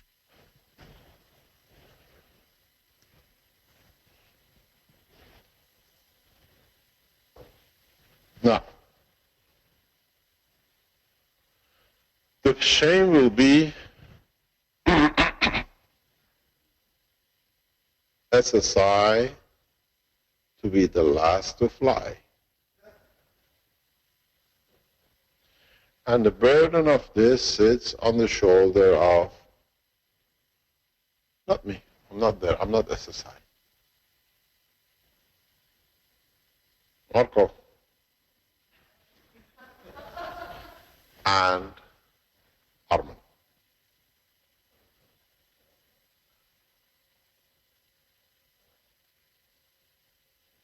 Have you noticed, you two?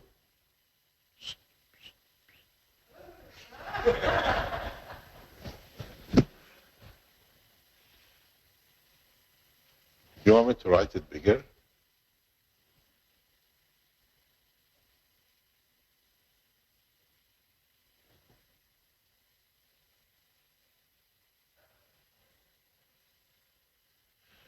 Mr. A back to front, and Mr. A in the middle.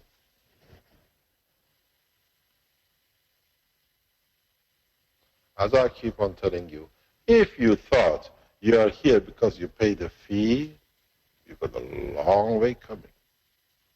We have chosen you, and we do our jobs through you.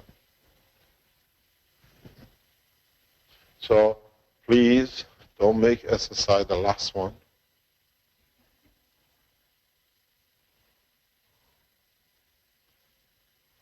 Aaron, less Chinese noodles.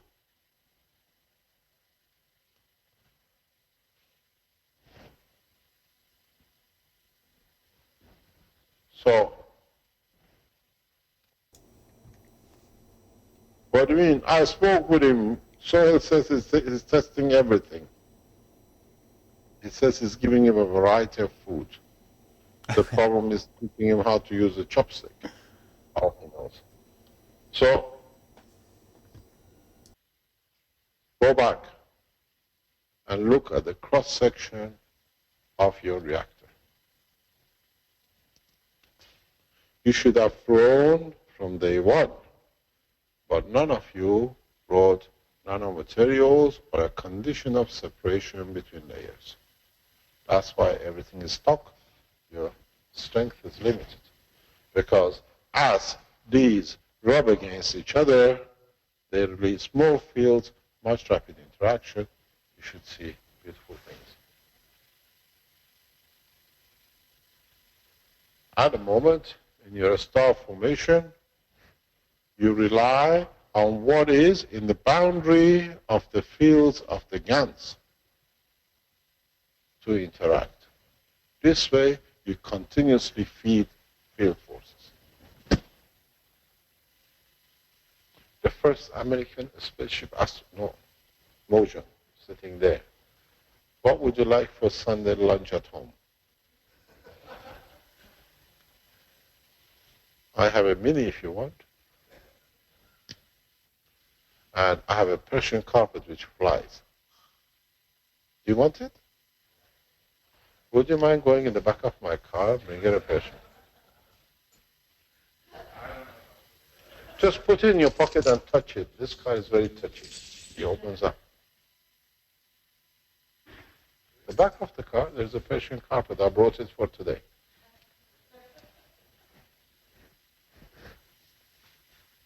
When you get to the car, put your hand on the cover. Yeah. On the left-hand side is a bit rough. Just touch it, it opens up. Or easier is the back end of the black key is a boot. You got 3 sections, it opens up. So I leave the Persian carpet if you can fly it. This is a gift from my father, so be careful with it. So it comes to one understanding. And that is, now you see, they say Persians go everywhere with a carpet in their car. There it comes, open up. This boy doesn't know how to open. My God, you're not married yet?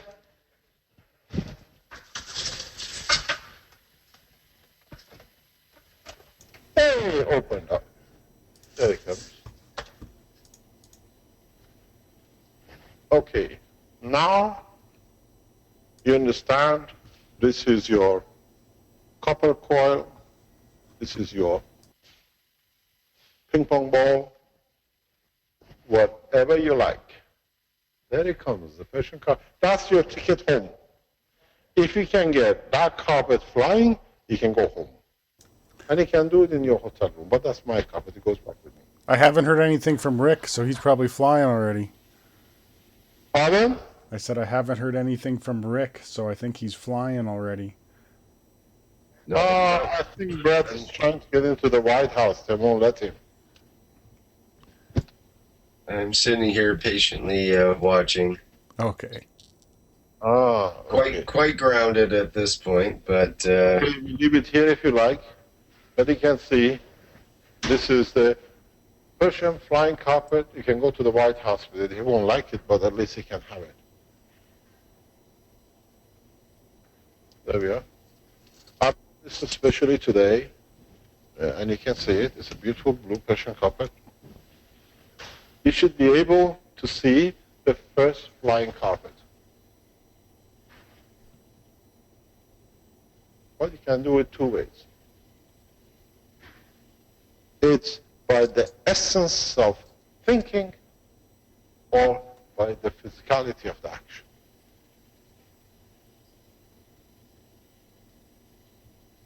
Don't look at it, it's not yours. It's got a historical family thing. The feel of it is not very good, huh? There's a bit of stain there, that's my dog. There's a bit of stain there, it's the table corner. But it flies. No? And if you like, I can put it on the table and do the old magic. Because the piece will sit there.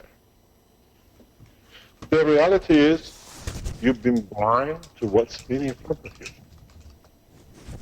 You chose the path of physicality and seeing the interaction of the field.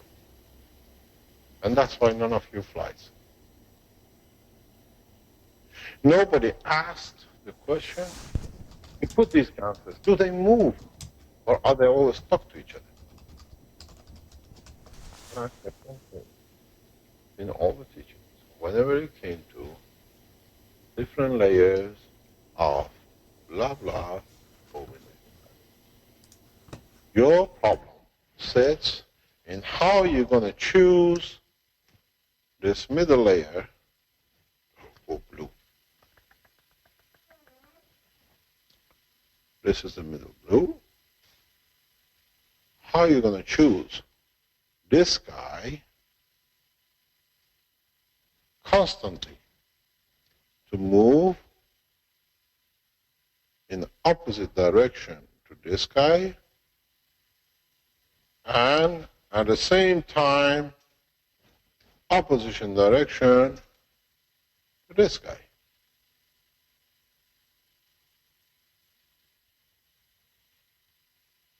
Because if you add this and this, you go down. If you add this and this, you go up.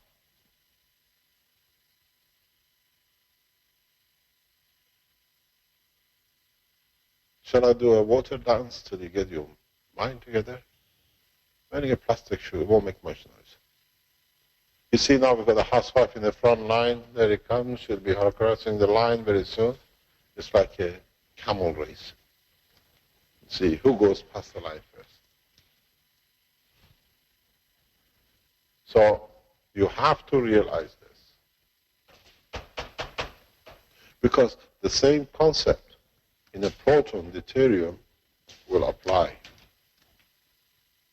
How much of the energy of this instantaneously can transfer to here to create magnetical, and how much vice versa gravitation. You understand? Don't do this. When you do this, it frightens me, because the last guy did this is the guy who tried to kill me.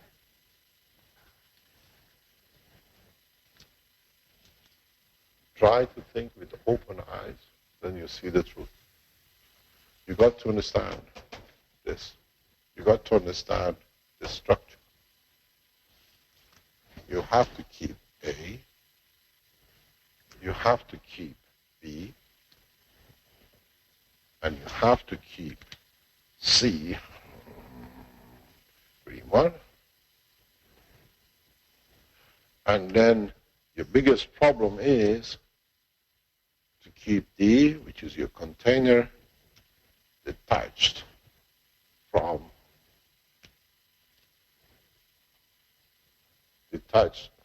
all this.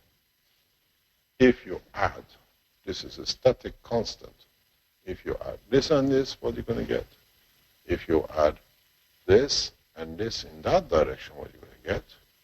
If you rotate this in different direction without moving the others, would you go up or would you go down? You change the gravity to magnetical or the vice versa. You choose the thing. And the only thing you have to remember,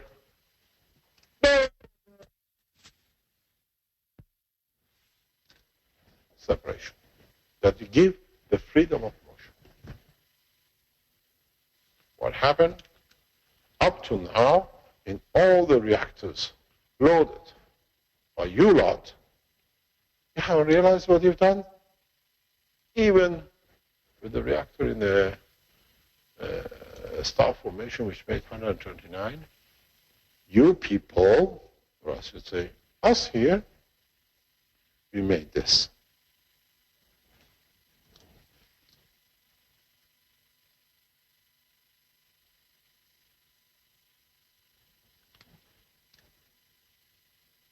We made actually a circular skin of the man.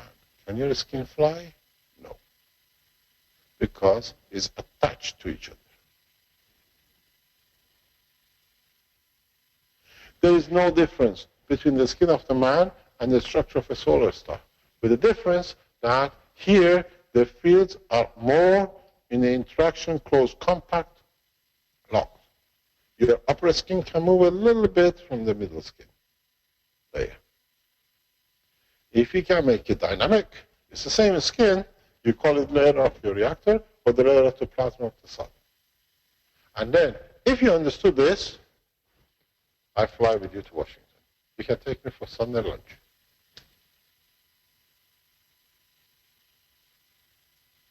You're allowed 4 ping pong balls from here to the home menu. So, Marco, the mountains are pretty beautiful this time of year. Come on by. Adam? I said the mountains are pretty beautiful this time of year. He should come on by. Where? Over here in Canada. No. Tempt me to come there. Your prime minister doesn't like me. I'm too clever for him. So, now I understand where your problem you got to stop with. Each one of you has brought part of the jigsaw on the table, but you're such a hurry to see the full picture that you forgot you need to put the pieces together correctly.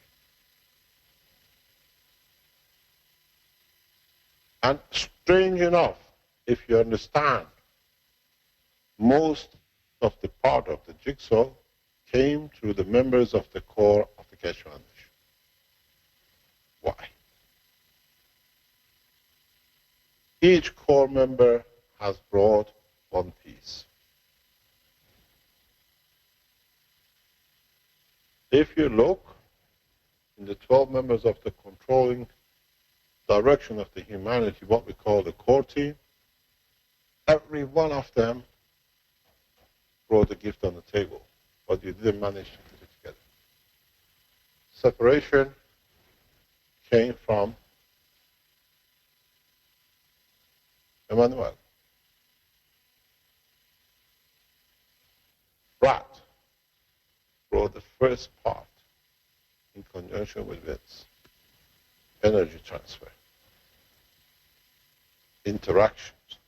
But you missed it. If you look, everyone in time, you will see you have added into the knowledge.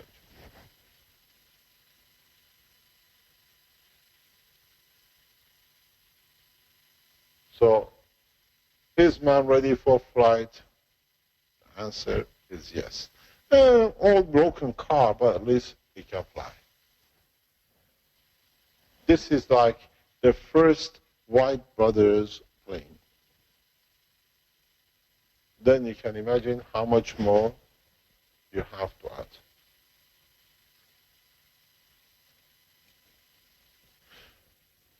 Remember, till you don't achieve rotation of the plasma fields on top of each other, flight is not possible. When you can understand the structure of the deuterium, flight at the speeds, millions of times the speed of light, becomes imminent. Because here you're still, in certain way, connected to the physicality of the matter.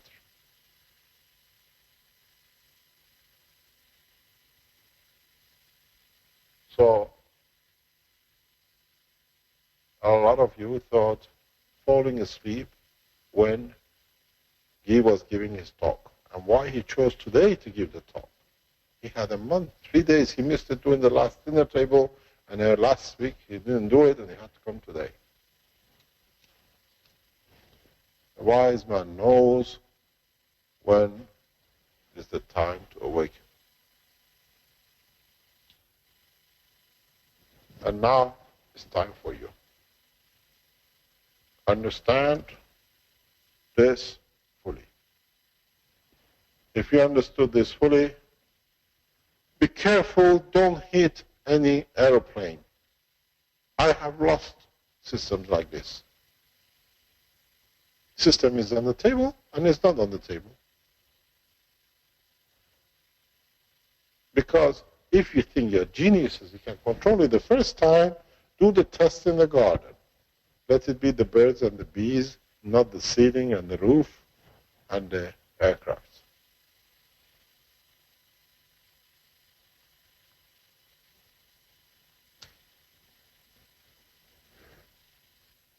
I stand on my carpet. I'm waiting to go for lunch.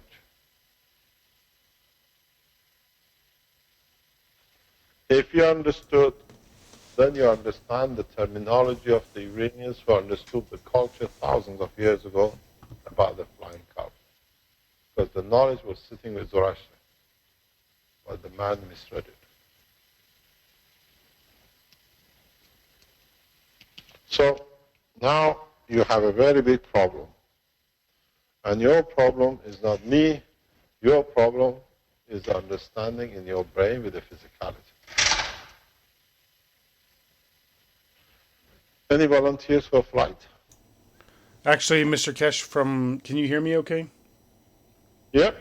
Okay, so what you just described there just again brings me back to the patents, exactly what you were describing inside the patents about the different layers interacting with each other to create the fields. So this is exactly what you were just talking about. Yes, but a lot of people missed it.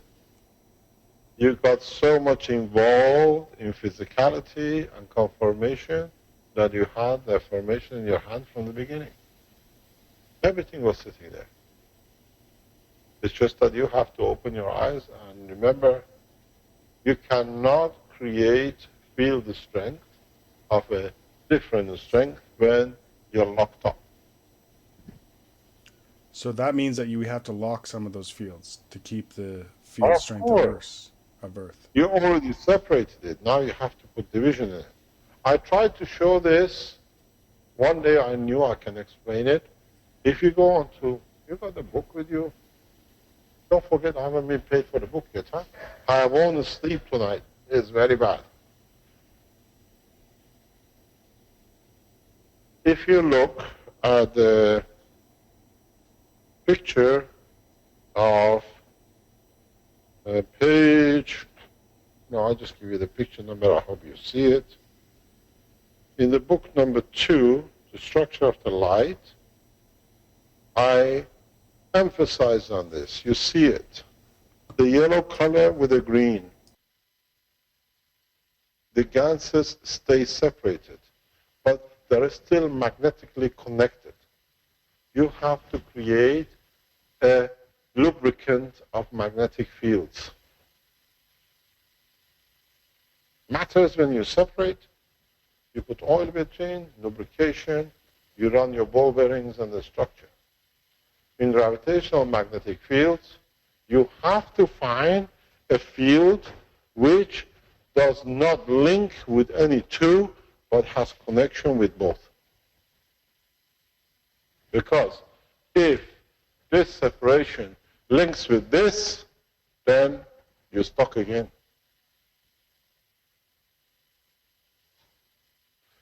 You know me, I send you somewhere else where I want you to be somewhere else, and you all go there and there's nothing there. So you send us for a green path.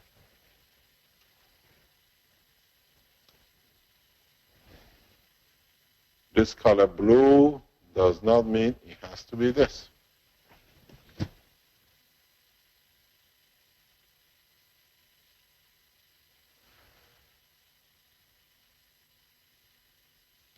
Those of you who have transparent reactors, start testing and show the others what to do. If the mass is the same in the matter level as in the field level, you most probably find all your nanomaterials stuck to the wall here, and still no separation. Because by mass, what you want here, you go in rotation.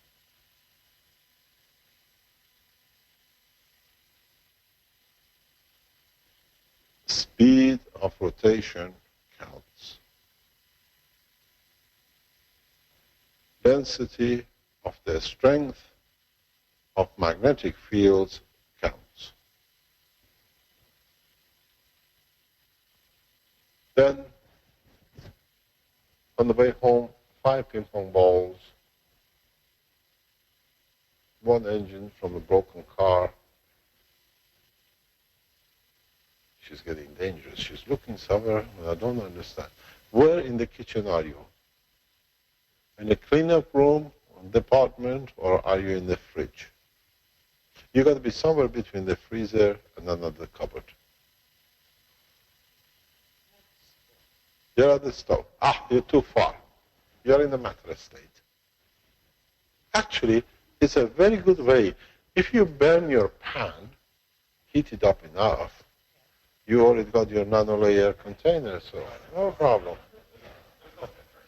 Yeah. It's coming in. Open your fingers and you get 10 of them. This way you only get 2. Teach you something you understand. When you like to pray, when you like to give or to receive, never stand like this. Always stand like this. You open more channels to receive. Here you're always connected. Never stand with the legs closed. Always stand like open. You receive 2 different fields. And that's why you see the prophets always go like this. Because they never should do this, because you receive everything. If you look at the branches of the trees or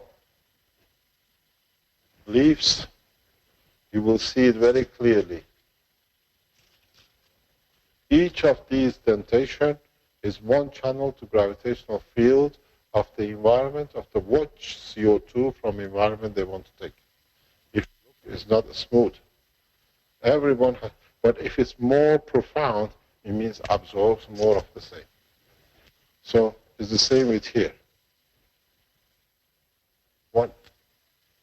But when it goes inside, it divides. You start the Indian dancing. So remember what is the next step. You're getting all this information. Don't be fooled for one purpose.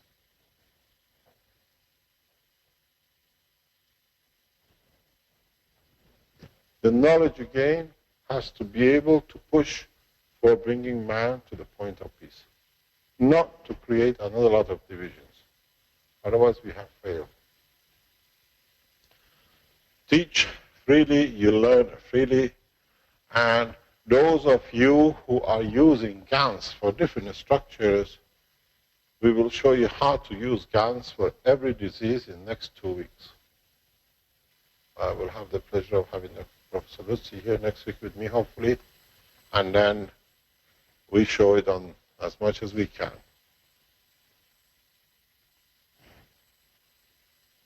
We go into the detail, because once you open the Pandora box, you don't have to be afraid of what might come out of it, because a lot of it is a good things, and there are some dust and rubbish will come out, and no way, it's been there too long.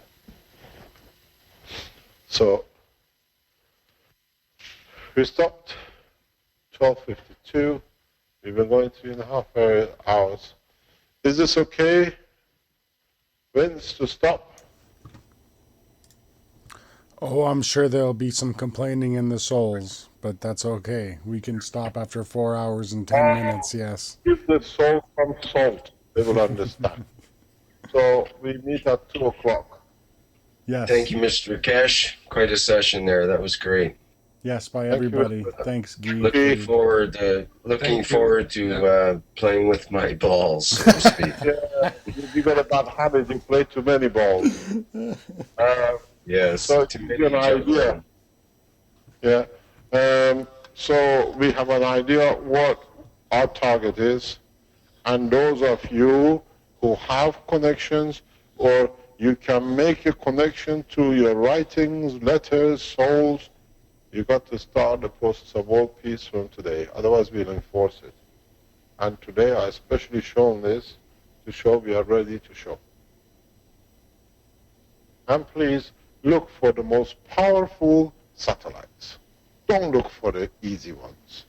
And those heavy, big satellites are usually military. So please get some help from BRAT. And I'm sure our American friends are prepared to show the Russians, and the Russians are prepared to show the American satellites. So we use both to help both. Thank you very much. Goodbye for today. Thank you again, Mr. Keshe. Thank you. Thank you very much. Thank you. See you at 2 o'clock. Thanks, Key. I did my best there. Yeah.